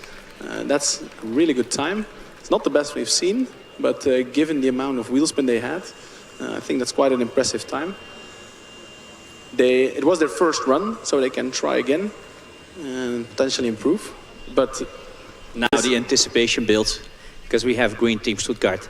And I know for one thing, they love this event. They love the acceleration, and usually they're in the top 5 easily. And a lot of times they've won this event as well. So I'm actually very, very curious what happens now.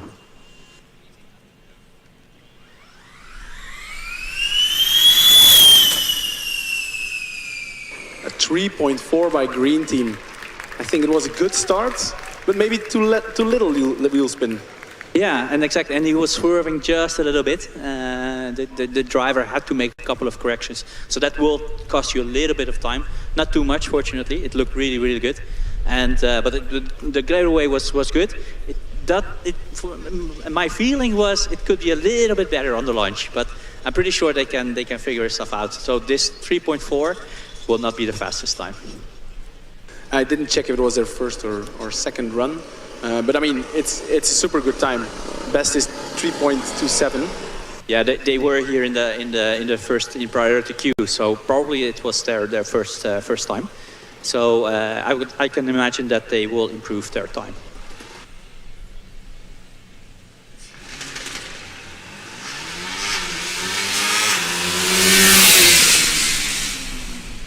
It's a 4.5. I didn't catch the team name or university. A lot of noise, that's for sure. And they also had the dynamic DRS opening just as I started. Yeah. Well, as long as the driver remembers to push the button, or maybe it's automatic. Can you program it that it goes automatically open when you reach a certain speed? You definitely can. You can even program it that it closes again at certain steering angles or brake being applied. So yeah, in the endurance, I think we'll see some bit more fancier mechanisms there. So the Talon car again, they had a 3.6-ish. Again, a bit of wheel spin. 3.56. So I think if you take the average of Tallinn and Green Team in terms of wheel spin, that's probably where your optimal launch is.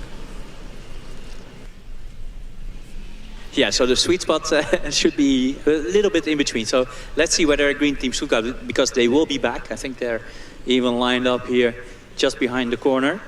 Yeah, there they are. So I'm really curious now whether they manage to tweak some settings on the launch control or not, or they just keep it the same. Or well, it should be interesting. This looks good. 3.5. Okay, Green Team was still quicker. I feel like they had a really good launch, really clean run all the way through. It was the DHBW Stuttgart. So it's cool that the two Stuttgarts are following each other here. The car is being aligned by the marshal so that everyone has the exact same starting position.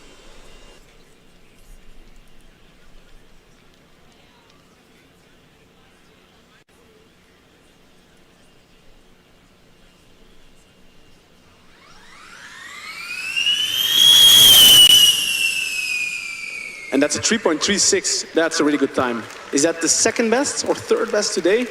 Yeah, very quick. And I think the difference was here, there was no wiggling in the beginning as well, at all. It was super just clean. a straight line. And I don't think there was a lot of difference, but that made the difference. 400, you could see the wiggling and no wiggling. That's only a couple of hundreds, but still, every point counts. Yeah, it was 400 quicker, so indeed it was, the devil was in the details. We have Athens. That is a lot of wheel spin. But still, a 4.3, not too bad for a rear-wheel driven electric car. Yeah, the driver really slammed the throttle. I don't think there's any traction control on there. It didn't look like it was working. Yeah, so we have the difference between combustion cars and electric cars, obviously. All the combustion cars, well, 99% is rear-wheel driven. And you see that the rear-wheel driven electric cars are not necessarily faster than the rear-wheel driven combustion cars. The difference is in 4 motors, 4 wheels. Exactly. That just gives you the advantage at the beginning because you can basically, you have just 2 more wheels to put traction on.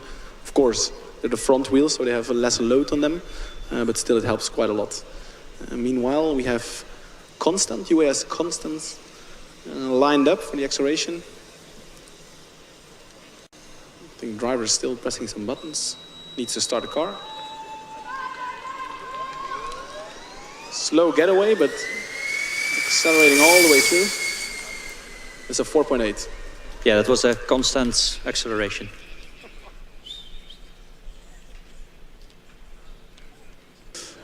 Now we have Dresden.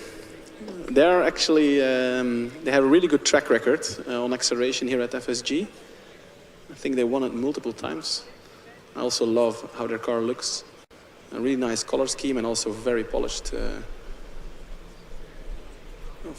chassis. Yeah, they used to have, I think they used to have these white walls on the rims, right? It looked really, really nice. This is also a very nice looking car.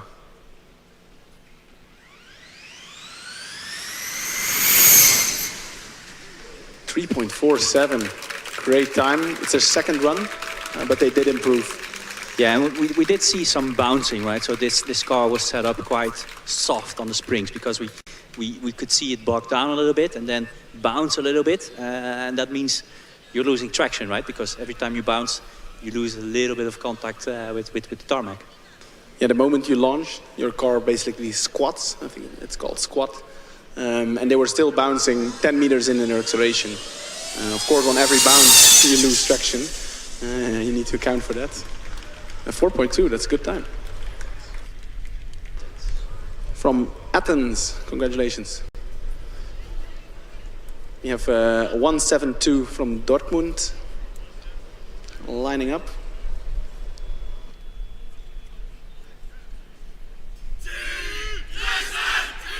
The rear wing says push to torque. I like that. It's a wordplay on push to talk, of course.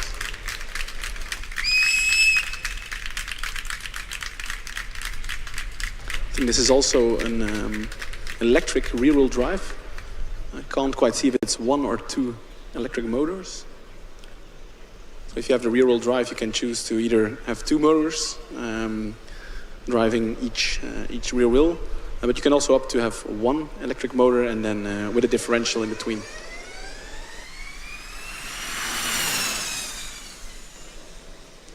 It was their first lap, 4.7.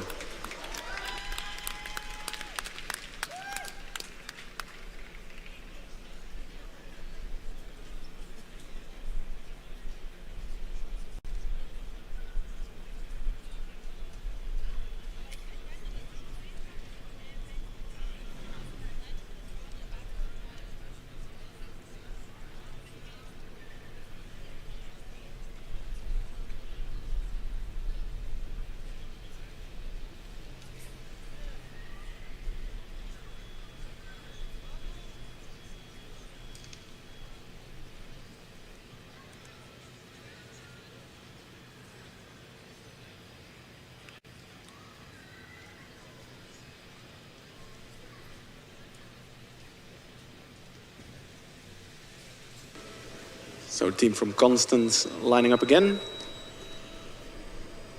with their constant acceleration. Again, quite a tentative start. Pulling all the way through, a 4.9. It looked slower, it is slower. And this was also their final run on the acceleration here at FSG. Let's see what the car is next. We have 232 from, it's a very low car, a wide and low car. Fortunately, it stalls. That's quickly solved. From TU IASI. Do you know this university, Mickey? I think it's Romanian, if I'm not mistaken. Yossi University. We'll have to look it up, but I think it is. So we'll see. Really, really low center of gravity. What does that do for the acceleration, Matti? A really low center of gravity. So the more you accelerate, either forward or lateral, the more weight shift you get. And it's kind of a balance between how wide your car is and how high your car. And that determines how much load transfer you have. You want to have as little load transfer as possible because you want to distribute all the normal force and the load on every tire as much as possible. A lot of revs. I see a big dark smoke out of the exhaust pipe. They have a 6.3. They stood still quite a bit at the start. Their first meter was very slow.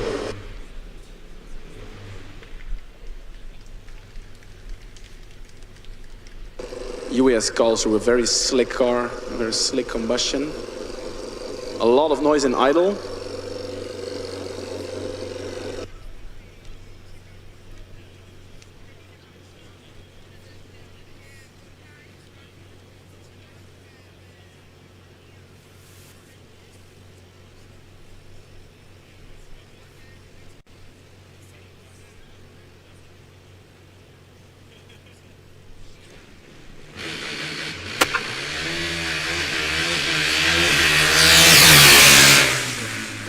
It's a 4.4 for UAS Karlsruhe.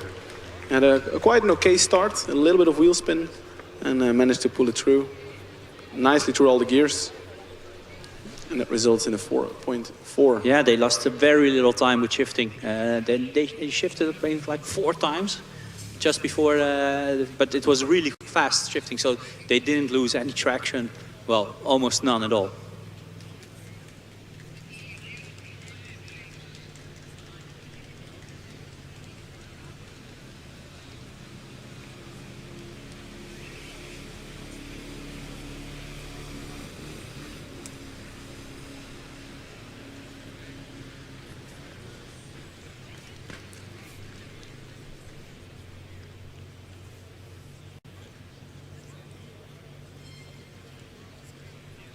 Yeah, so we will have a little bit of a battle from the North American continent just in a couple of minutes, because we have the car from ETS from Montreal, and we have the Akron car from the US, and we will see which is the better car of the North American continent.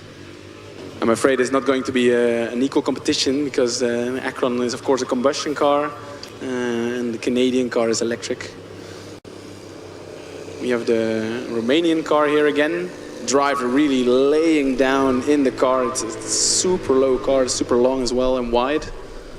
I'm curious to see this one also on the autocross. I wonder how it will perform. Of course, the advantage of having a wider car is you have less load transfer. But the wider it is, the harder it is to get through the cones. In skid pad and acceleration doesn't matter too much, but for autocross and endurance it definitely matters a bit. Yes, and when the driver is laying down, and it didn't look very comfortable, to be honest. So I'm not sure what that does on the endurance event. So again, a lot of wheel spin at the beginning, then kind of like not stalled, but choked a bit after 2 meters, and then pull it through. But they improved by over a second. Yeah, indeed, if you're laying down too much, at some point you get pain in your neck because you need to constantly like tilt your head forward a bit. Constantly. Yeah, so that's driver ergonomics. That's the word we're looking for, obviously. The more comfortable the driver is, the better probably he or she will perform on track, especially during endurance. Autocross, skid pad or acceleration, it's okay. You can, even if you're doubly folded or you have to sit in a weird shape, you can manage. But doing that for 17, 18, 20 laps on the endurance, then you will start to feel it.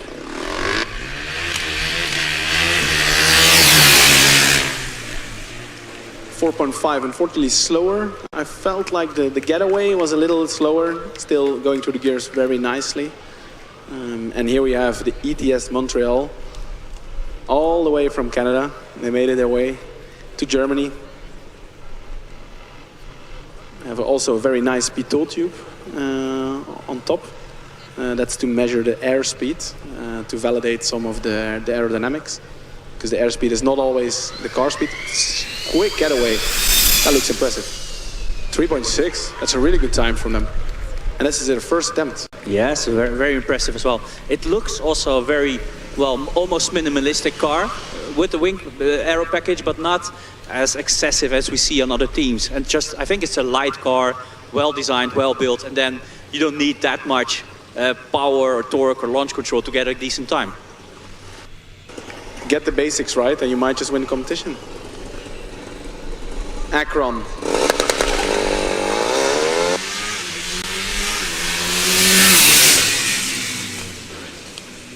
.5 again with the dynamic DRS, just opened after 10 centimeters of driving. Yeah, slow-ish getaway. Hard to get it right for the combustion cars. We have Unitrento, a very silent car. We have an interesting, the rear end looks very slim and long. Super silent. Clean getaway. Feels like the car stopped accelerating at some point, but still decent time, 4.7. This is their first attempt. And now we have Ljubljana, 1.69.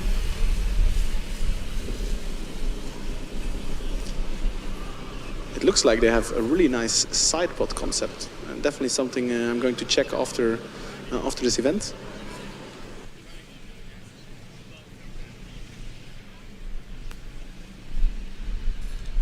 Yeah, I think it's a side pod concept from Red Bull, right? I think everybody's copying it. Mercedes is copying it. Aston Martin is copying it, and now Ljubljana is copying the side pod concept. It looks actually quite nice.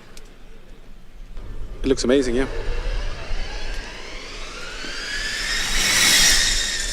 A little bit, the car went a little bit sideways at the start, at the very initial start. The driver corrected it well, and from there on it was very clean acceleration. 4.1 in the end. I think that was their first attempt, so I feel like they can definitely go quicker. Now we have the car from Montreal again, number 88. And a really clean first acceleration.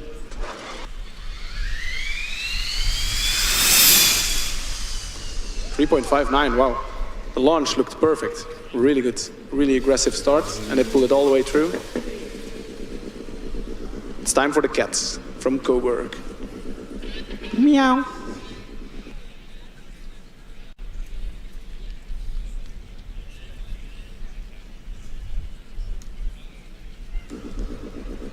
Their livery is in a Finnish flag. That's cool. And then they kind of...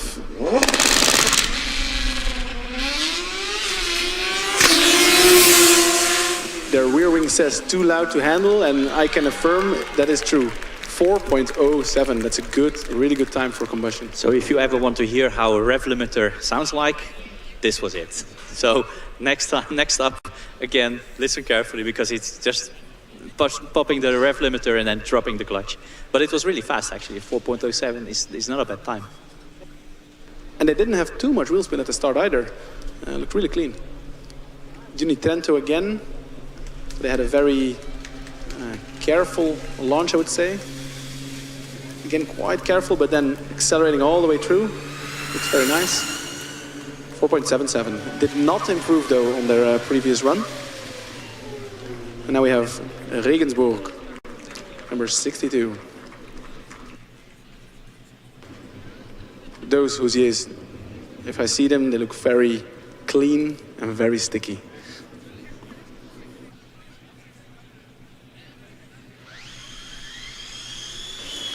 Quite some wheel spin on the front wheels. You also saw the driver struggling a little bit, the car dancing around. 4.6. This was their first run, so they can try again. And now everyone, listen to this.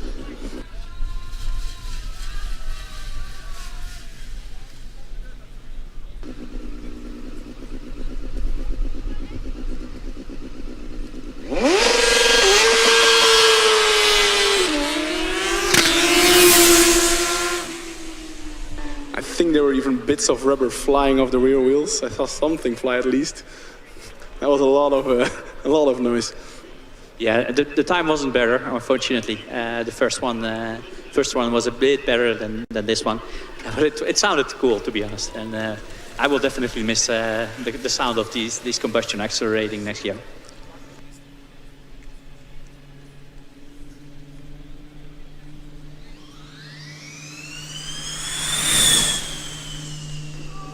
It's a 3.6 from Karlsruhe kit. They are going quite quick actually in the corner there at the end. And driver not wanting to stop too hard. Yeah, good launch, but still a bit hesitant in the first meters before actually pulling through. Here we have Regensburg again. They had a lot of wheel spin in their first run. Can the driver make any adjustments to fix this? DRS open as well from the start.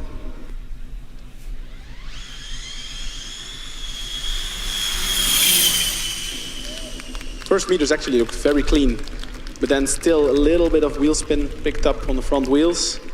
And I feel like they slowed down towards the end, but still they improved their time, 4.57.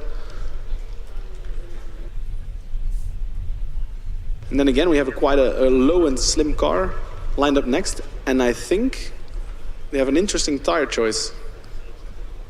I'm not sure if they have other tires as well, but it seems that they have some kind of rain tires on there, or at least tires with some profile. They are overtaken though in the queue by the car from US Dortmund, number 326. So they will probably go first. Yeah, I think the officials just noticed something on that car and told them to get something or fix something, I don't know. But as you said, Dortmund is ahead of the queue now and closely followed by Valencia. What do we expect from these cars? Electric, no wings. Is having no wings an advantage here? It could be. Some wings and some downforce can be beneficial, but it depends on how much drag you need to pay for it. I think there was kind of a battle between initially Delft and then Zurich and Green Team for the world record acceleration from 0 to 100. I think currently Green Team holds it. And there they ran with just the front wing. So no rear wing, but only the front. So yeah, the answer to your question, only front wing, no rear wing. But this is basically what the teams are doing here. They're just driving with open DRS. And if all is well, it does not produce any downforce anymore. It's an interesting setup because the US Dortmund car does have a tray, an under tray, a floor on the car, which also generates some kind of, at least very efficiently, also some downforce, also some drag, obviously. But we do have sort of an aero package, but no wings. Is that common, Patti? I think in the recent 24 hours of Le Mans, the Peugeot car only had an under tray and no wings. So they probably followed their lead and did the same thing. I mean, you get the floor anyway, so you might as well make it aerodynamic and efficient. And if you do it well, maybe you also see some fan cars these days. It's also allowed now by the competition. So maybe in the coming years we might actually see cars with only a floor and no wings on top. Or only fans.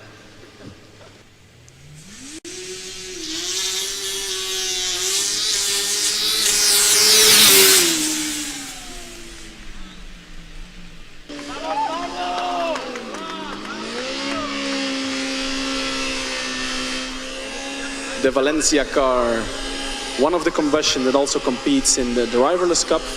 Here now with a driver, so the driver yes competition, driver yes acceleration. Well, this driver doesn't take any chances with letting the car stall, right? So we hear the revs are pretty high. We can see the lights on his steering wheel as well. There are a couple of lights on, so that means the revs are already quite high.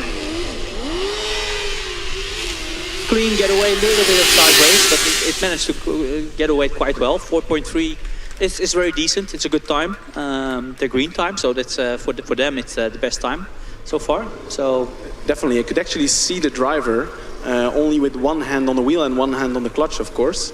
And as the car was sliding, he had to grab the wheel with his second hand to get it under control.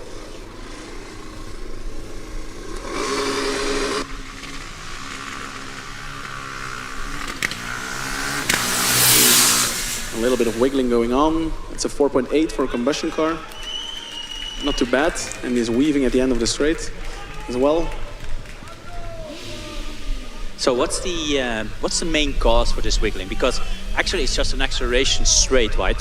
Why are some cars wiggling a little bit from left to right?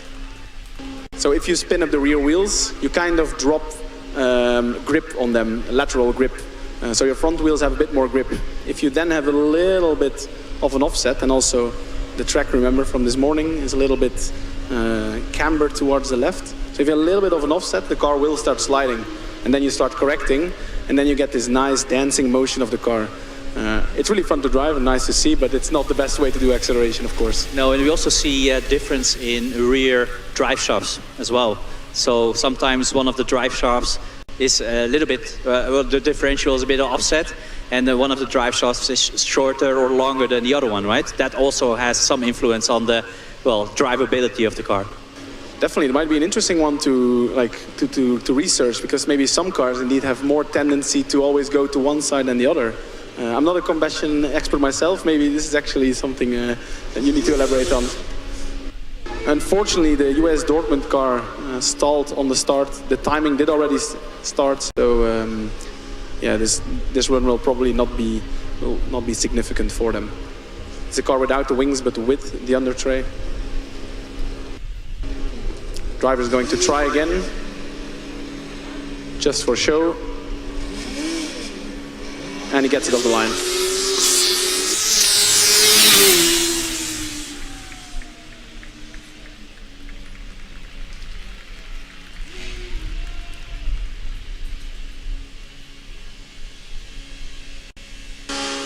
Yeah, the driver is basically full throttle, rolling to the start line. Not sure what is going on there.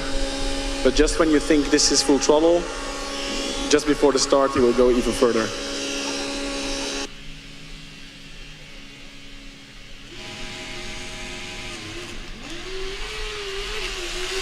Clean launch, no wheel spin. 4.2, an improvement from their previous time, and a 4.2. That's good for combustions. And no wheel spin. It was very good by the driver or their clutch. The Hanover team again. So they have a very interesting sign on the rear wing. The last breathing Pegasus.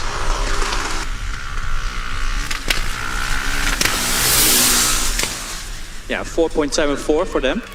Pegasus, wasn't that the flying horse in Greek mythology? I think it is. So the last breeding Pegasus, something with wings on the wing, I don't know. We'll have to research this. And this is also, I think, the moment to remind all the teams to fill out the commentating forms. Please fill out the commentating forms, otherwise we will have to make stuff up of your car. And trust me, you don't want to do that. You don't want us having to make up stuff about your team or about the car. So fill in the forms. I think the link is to be found on the all the pages from the student. So help us to give better comments. And as we remind you of the forum, it's actually one of the Chinese teams, I think, that came all the way from China. 3.7 on their first attempt. That's actually a pretty decent time for electric.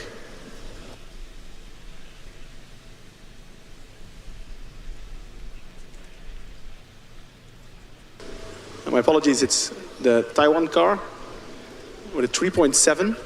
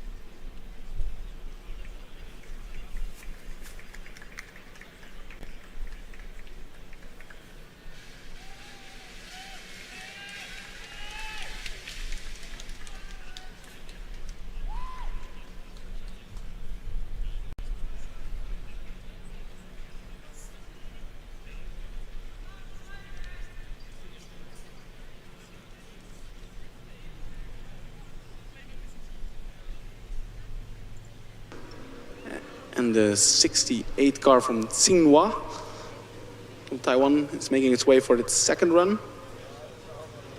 So they had a 3.7 in their first one. Can they improve? Because then they can be up with the top contenders. Yes, and interestingly, they're running the Goodyear tires. We don't see that too much. We see a lot of Hoosiers, we see Pirellis, I think, but we don't see a lot of Goodyears. But looks like they found something, because it's even an improvement of their time, 3.74. So well done from this team. Congratulations on making it over here and actually putting a very decent time in the acceleration event. So well done, guys.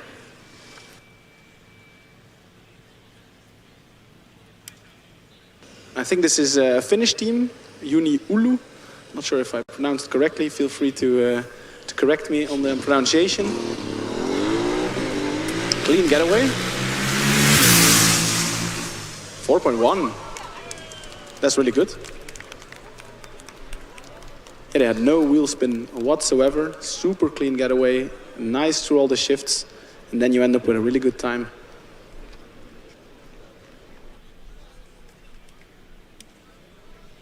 The Finnish team is being followed by the electric car from Ingolstadt, number 34. Again, a very silent car. A bit of wheel spin and hesitantly starting, but once it got going, it was really good, 3.8. I think if they can get that first centimeter right, it will be a really good time. Yeah, the getaway is so important. After that, you have all the torque and all the power in the world to accelerate all the way through the finish line. But the first 10 meters, first 5 meters are so crucial for a good acceleration. We cannot stress how important that is. Yeah, we'll keep stressing that out. I think it's really nice at FSG here and also other competitions. You actually have a timing beacon after, 5 meters? So we could actually compare other teams with each other, how good their launch was versus how good their power limited phase was. Yes, and up until recently, we also had an end speed gauge, but that got destroyed today by BME Budapest. So that's, unfortunately, we don't have that data available yet. But we do have the time from the first, 10 meters? Something like that.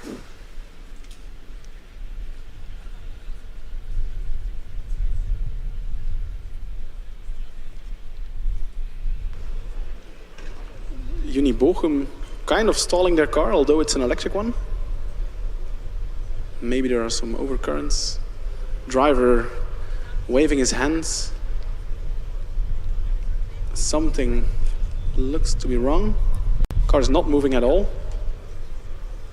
Need to be careful now that the car doesn't suddenly jump and the driver presses the kill switch. And this was the run, unfortunately.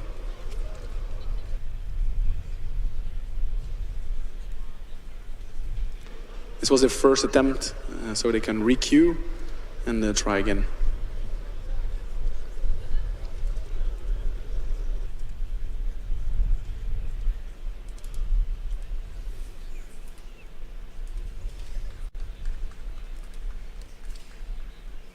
So quite interesting to see it moved probably like 5 or 10 centimeters and then kind of stalled.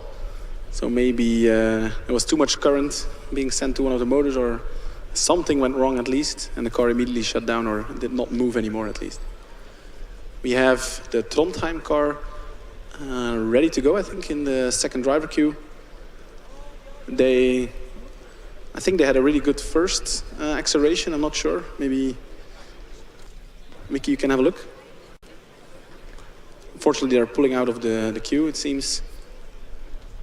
So we might see them again a bit later. Although they don't have to wait too long, because there's only half an hour left.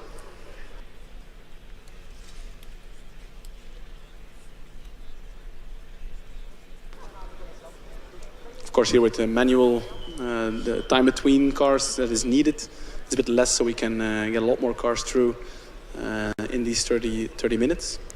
After the 30 minutes, we'll have a short break of 15 minutes, and then actually we'll do acceleration of the historic cars. So we have some cars invited from previous years, and they will show what their acceleration is worth still after all these years. I think the oldest car is even from 2003, so that's a 20-year-old car, joining us this weekend. Yes, I believe that's a Strohm Söhne car, which, by the way, is the oldest Formula Student team in Germany. That's Strohm Söhne. So they were one of the first. Well, actually, they were the first. So having a car here, which is 20 years old, that should be very interesting. I'm looking forward to it. Now we have Lisbon. They also had quite a decent driverless acceleration, but this is a lot faster. 3.88 for their second run. I see a lot of cheers in the crowd. Team members happy about this. It's the very light car, of course. Yes, they have the very nice purple light beneath the car. White purple, well, because they can. And I think they're the ones that compete in the new cup called Formula Student Underground. That's also very nice. So if you have nice neon lights beneath your car or something, you can actually apply for that award as well.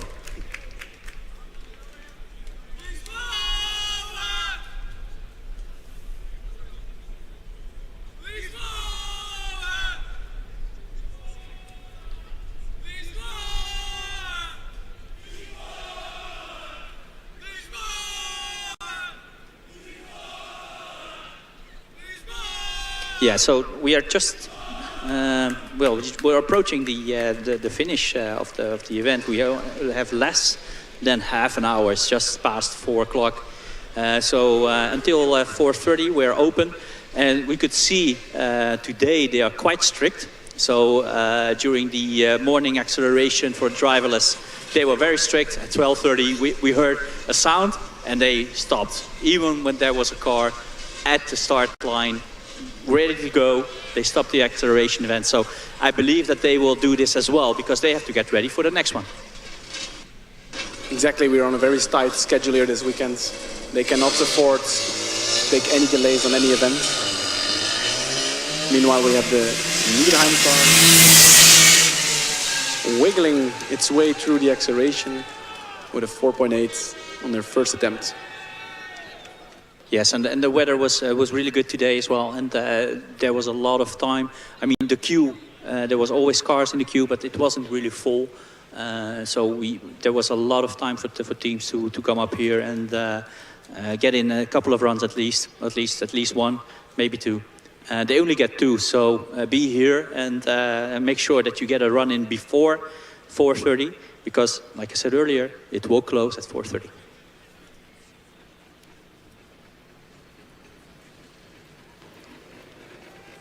Nuremberg car lined up, always with their shiny chassis. A lot of wheel spin on the front wheels. But then actually, it's pretty quick in the second part. 4.2. This is their final run, and it doesn't look like they improved on their previous run. Actually, there is a car still stalled there at the end, so the track is not quite clear. Yeah, normally I would say that the car was being held at the start line. If the track isn't clear, you can definitely see one of the cars standing still, actually, at the end of the acceleration run. And as long as that's the case, normally you wouldn't have any other car going towards that car, because if something goes wrong with the brakes or whatever happens, it will crash into it. So, but now we see the car going again, so the track is clear. Except for the golf cart that is coming back with one of the officials. I wonder what the acceleration time of the golf cart is. I'm pretty sure they tested that out.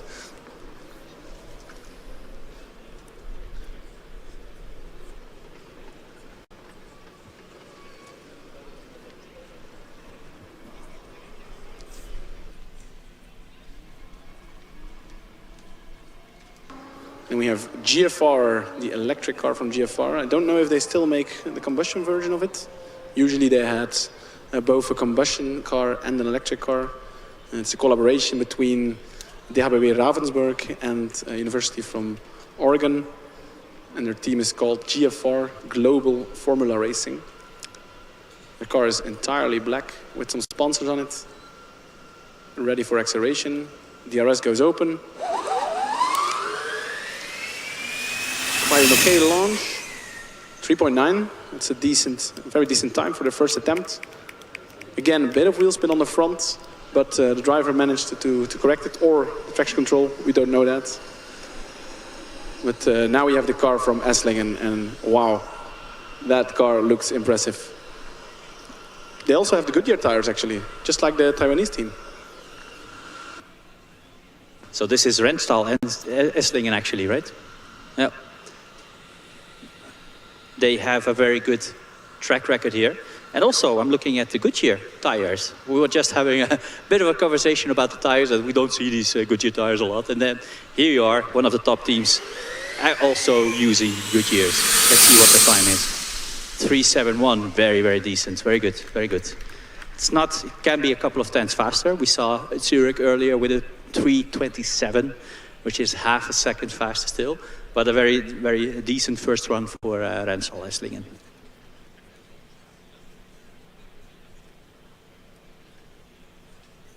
And I think they used to be a combustion team for quite a while. So they must have recently made a transition to electric. And given that this is probably one of their first years electric, I think that's a pretty good result for them. Yeah, you know the reason why they switched from combustion to, because of the stall. Oh, that's a good one. Got me there.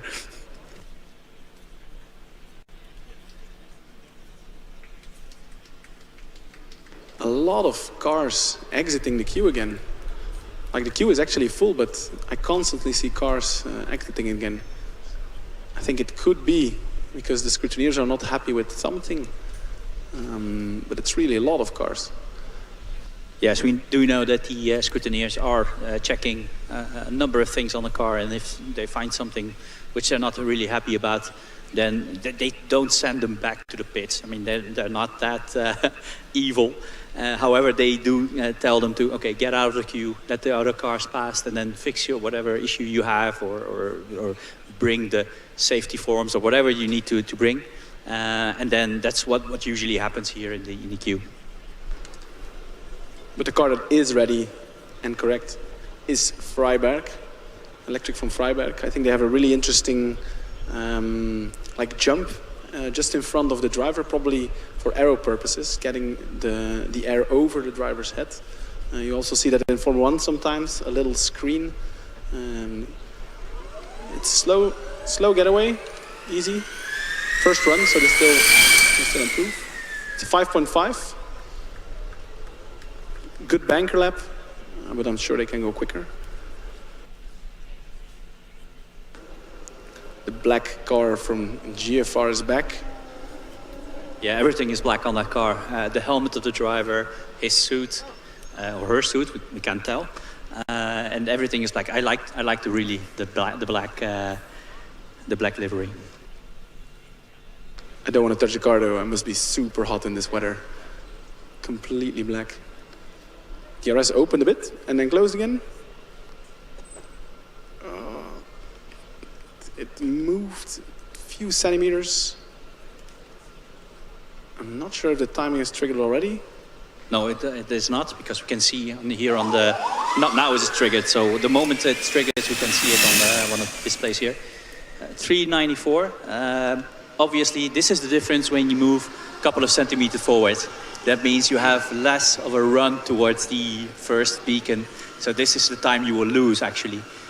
We could see on the device just in front of us that it went beyond the green zone. So that means you are closer to the beacon, but that means that you don't have a long run towards the beacons. And it's a lot of time that you can lose there. And the run was slower, so that does make sense. Quick getaway from Esslingen. Sounds nice, the car, a bit rough. And 3.6, very impressive time. That moves them up with kind of like the top 10 probably. And here we have Amberg-Weiden. They're also usually quite good contenders here at FSG. They have a very interesting front cooling, it seems. On top of it, their front wing, they have one of their cooling plates. Also something I want to go and check out in their pit box. Clean getaway. 3.7 for Amberg-Weiden. Yes, and if I look at the times, so far. We see a lot of German teams, obviously. But the fastest still is ETH Zurich. And that's good news for the neutral audience, right? Yeah, exactly. And they'll be happy about it as well.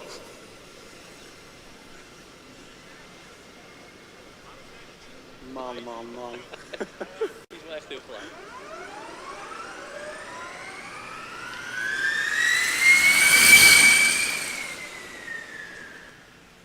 Unfortunately, not an improvement for Freiberg. Was it Freiberg? Yeah.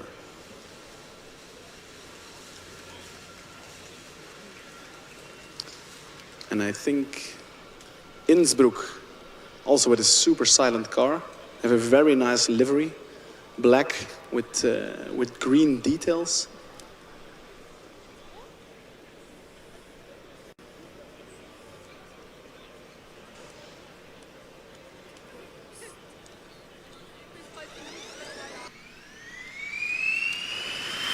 It's a clean getaway. 4.2.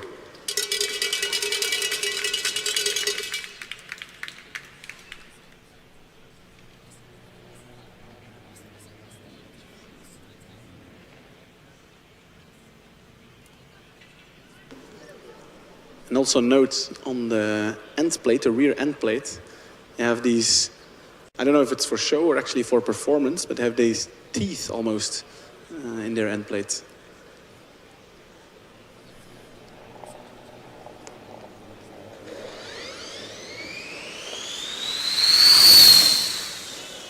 Again, it looks like a very clean getaway, and they do improve to 3.69.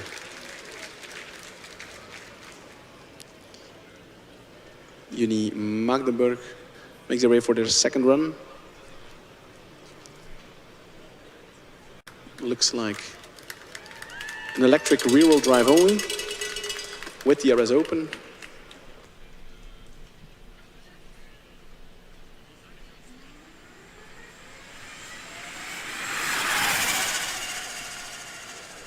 Steady getaway, clean run, but unfortunately they do not improve.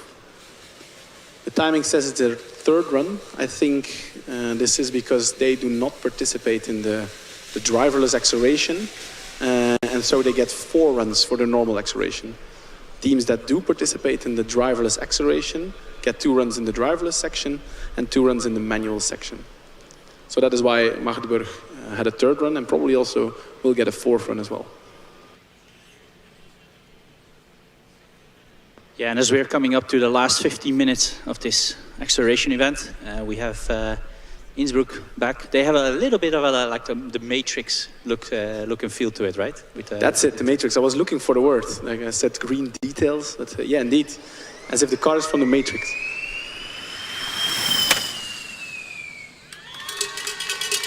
.1, they do improve. I hear some shouting in the crowds. That's nice. 15 minutes to go indeed. I see some drivers being strapped in. I'm looking forward to the car in the first driver queue with their non-slick tires. Then in the second driver queue or even third driver queue, we have NTNU Trondheim. They're also usually in the top 3, top 5 here at FSG, so they might set a really good time on acceleration.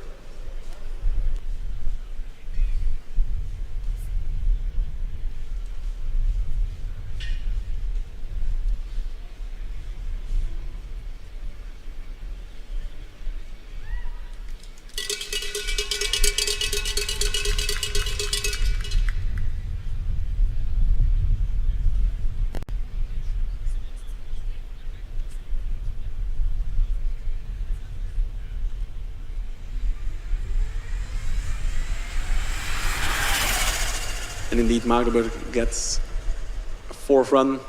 Unfortunately, again, they do not improve. And I see the Trondheim car being pulled back. That's a shame. There's only 15 minutes left, so we better make it quick. They do have a time already of a 3.57, I think. So they are in the top 10, but I'm sure they can improve.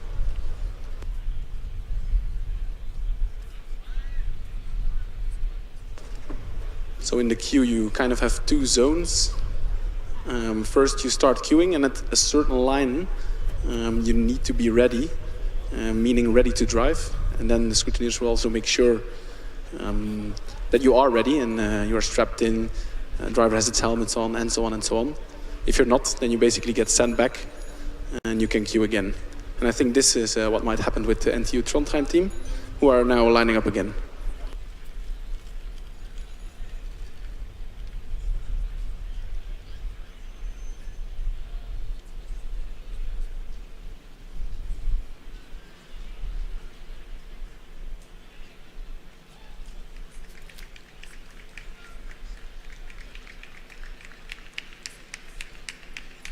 So they decided to come back again. Anyway, they were just pushing the car backwards, or pulling the car backwards, better said.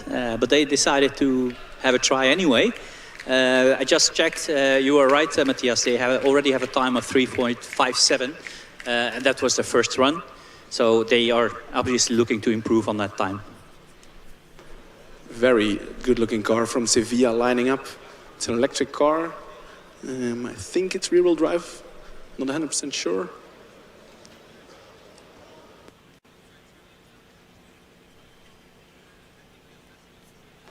Yeah, or maybe all the back and forth in the queue is just to charge the cars a bit. Very rough transmission. But it's a good time. It's our first run, 4.5 seconds. That's a decent time for a rear-wheel only, rear-wheel driven only, I should say. And here we have the Trondheim car finally, after all the shenanigans in the queue.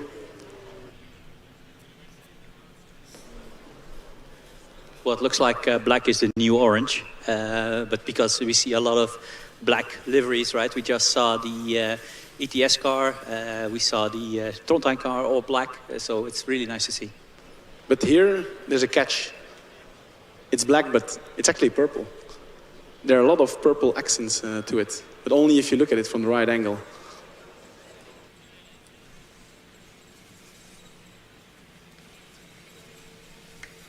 Yeah, I'm impressed about how polished all the liveries look, all the cars look. So they really make an effort to clean the car, also for aerodynamic efficiency, of course. Good launch. 3.5, looked like a rocket ship.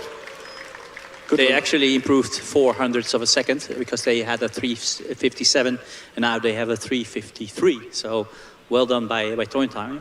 So I think the weight and the efforts to go again is worth it.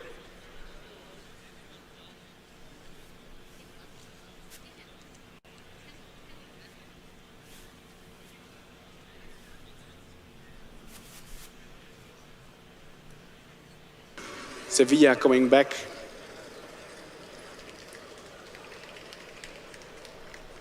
I think they had about a 4.4-ish just now. This is their second run.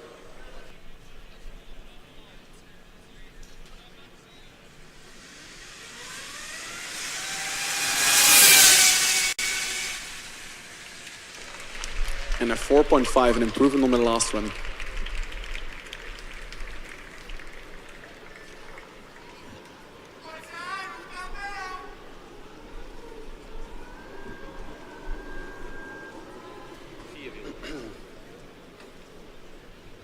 Yeah, so we have the OS Australia. There we go. A very nice thing on the rear wing, plug and pray. where did I hear that? I think every electric car with software has something like this, plug and pray. Pray that it works. Very nice, clean getaway. 4.4. Not sure where it lost a lot of time. The getaway was clean, but it looked like it didn't have a lot of traction, a lot of power to accelerate all the way through. Exactly, and it could be a rear-wheel driven car as well. Didn't check. This one, Mannheim. I want to break free. Probably a reference to one of the wheels at some point. Wanted to have their own life.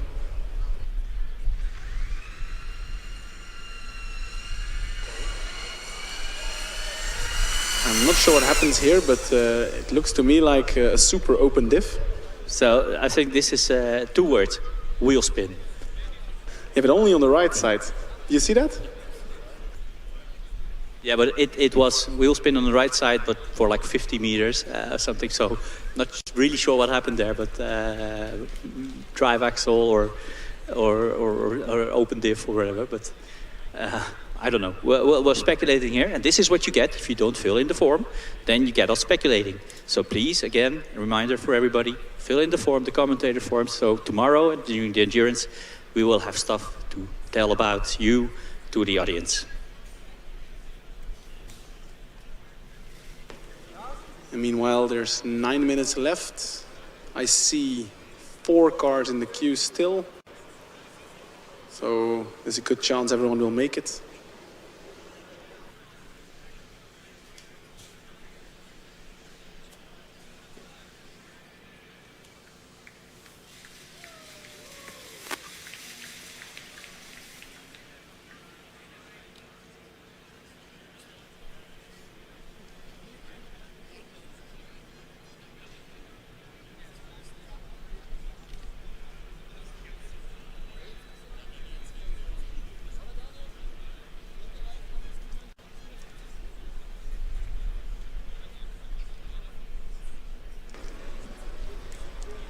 Car from Mannheim is back.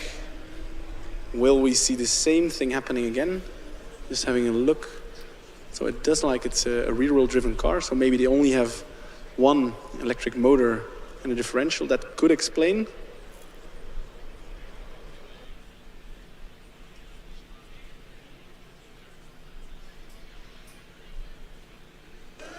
Driver taking an easier approach, but still after 10 meters, tires start spinning.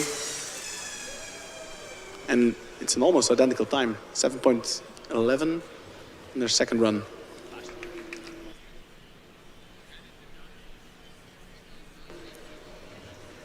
Team from Budapest. Electric team, also participating in the driverless categories.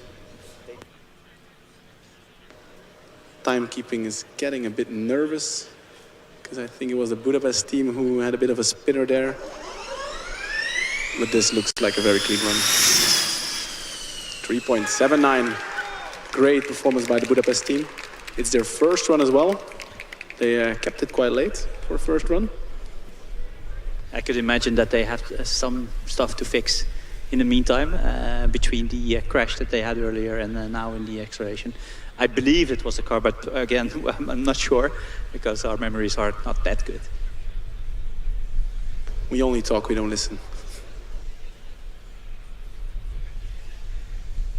So the queue is starting to empty out. I only see, let me see, 1, 2, 3, 3 cars in the queue and another one being pulled out. So we do have a couple of minutes left. We have 6 minutes left in the acceleration event, the manual acceleration event. And I think we will get a couple of runs still if they get their scrutineering finished in time. So I see the team from Bochum here, and it was actually the team that kind of stalled, the electric team that stalled just when it started. And it seems that they are still struggling with similar issues right now. I really hope they can fix it in time. They still have 5 to 6 minutes.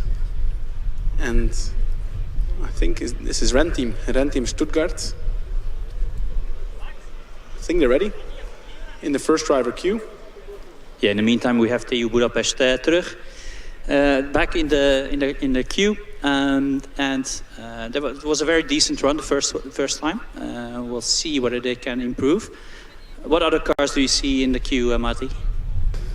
So Renteam is being prepared as we speak. I think you might expect them in a minute. Then we have Augsburg, that's actually pulling an overtake at the moment in the queue.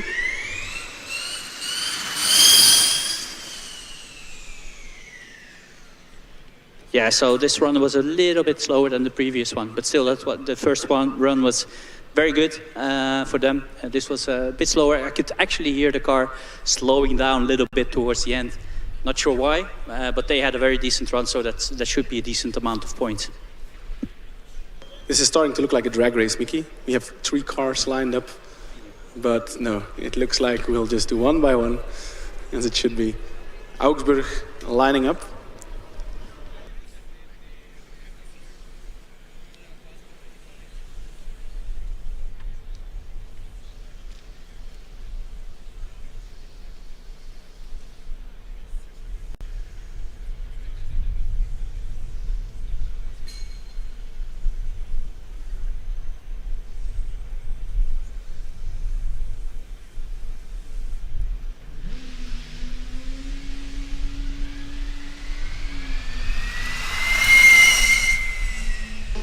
Initial getaway was quite slow, I would say, but then they pulled it through, 5.3.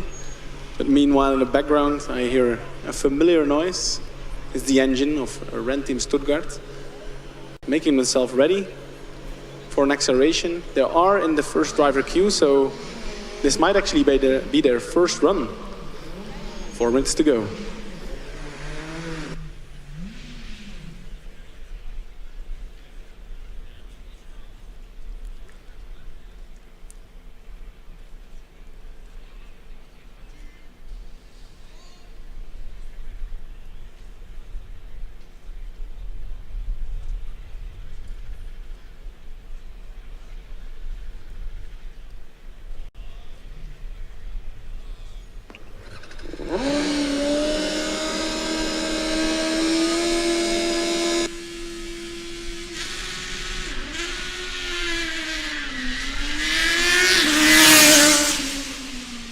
A lot of noise, some wheel spin, and it's a 4.25 for Racing Team Stuttgart. They did leave a trail of rubber behind. Yeah, the stickiness of the tires is actually quite okay. And it looks like Stuttgart, the last Stuttgart combustion car, probably, will be also the last one to do the manual acceleration here. Because in the meantime, we do have Augsburg back again. But after that, the queue is empty. So that means that the only car driving in the acceleration event will be the Stuttgart car, which is, I think, it's a good one to finish with. It's a perfect finish to the last combustion acceleration here at FSG. Yeah, the best car would be obviously a Finnish car, but okay, we will settle for Stuttgart. Yeah, we already had the Ulu team. Maybe we should give them another shot.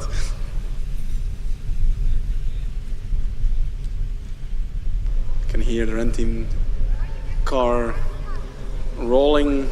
Needs to slow down a little. I think driver is probably scared to stall it. And there goes Augsburg. Small hiccup in between, but it is an improvement. 4.3.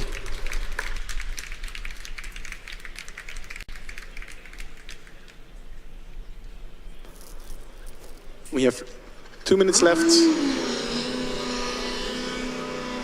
No cars in the queue.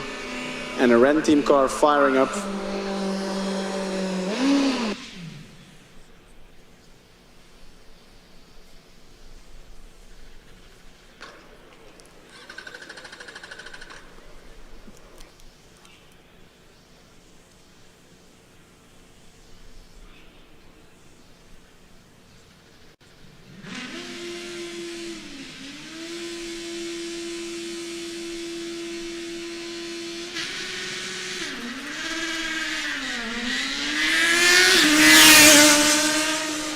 Clean getaway. I love the revs. 4.1 for Racing Team Stuttgart. The last combustion acceleration here on FSG. But it might not be the last car. Is there still time? This is going to be very tight. 1 minute. You have the 113 car. I'll have a look. I hear the bell. That's not a good sign. That does mean that running is over. Let's see what the officials do.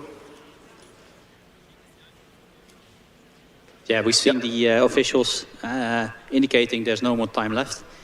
I think the scrutineers were doing everything they could to check the car as fast as possible. I think it's the Munich car, one of the other US Munich, I believe. We can recognize from the livery, but they were just a little bit too late. And 1 minute earlier or 2 minutes earlier, they would have been able to run. But actually, this sound that is being heard on the speakers, that means that it's over, and that's something that officials are very strict about. Can't say that we blame them because we have a very tight schedule, and there was a lot of time during the day to put in the acceleration runs. You never know what kind of issues the teams have, obviously, but this is what it is. So unfortunately for them, they didn't get to do a run. Let's do a final rundown on the quickest times today to see whether I can get that going. Maybe I'm not doing it properly.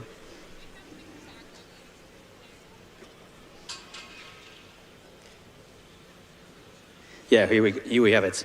So, unofficially, without any cones or mistakes or disqualifications, without any overshoot on their power usage or things like that, we have Zurich first position in 3:27, closely followed by Aachen, actually with 2 times that were very similar. Just behind them, it's Green Team Stuttgart, and then very similar times from Munich. And you can actually see how close these times are from the same car. Then we have Dresden and Trondheim. So that's the top 5-6. You want to see all the results, obviously you can visit the timekeeping page of the Formula Student Germany site. For now, this is the event for the manual acceleration. We will get the historic acceleration in just a while. We will be back then and we will commentate on that as well. It should be a lot of fun, so be sure to tune in.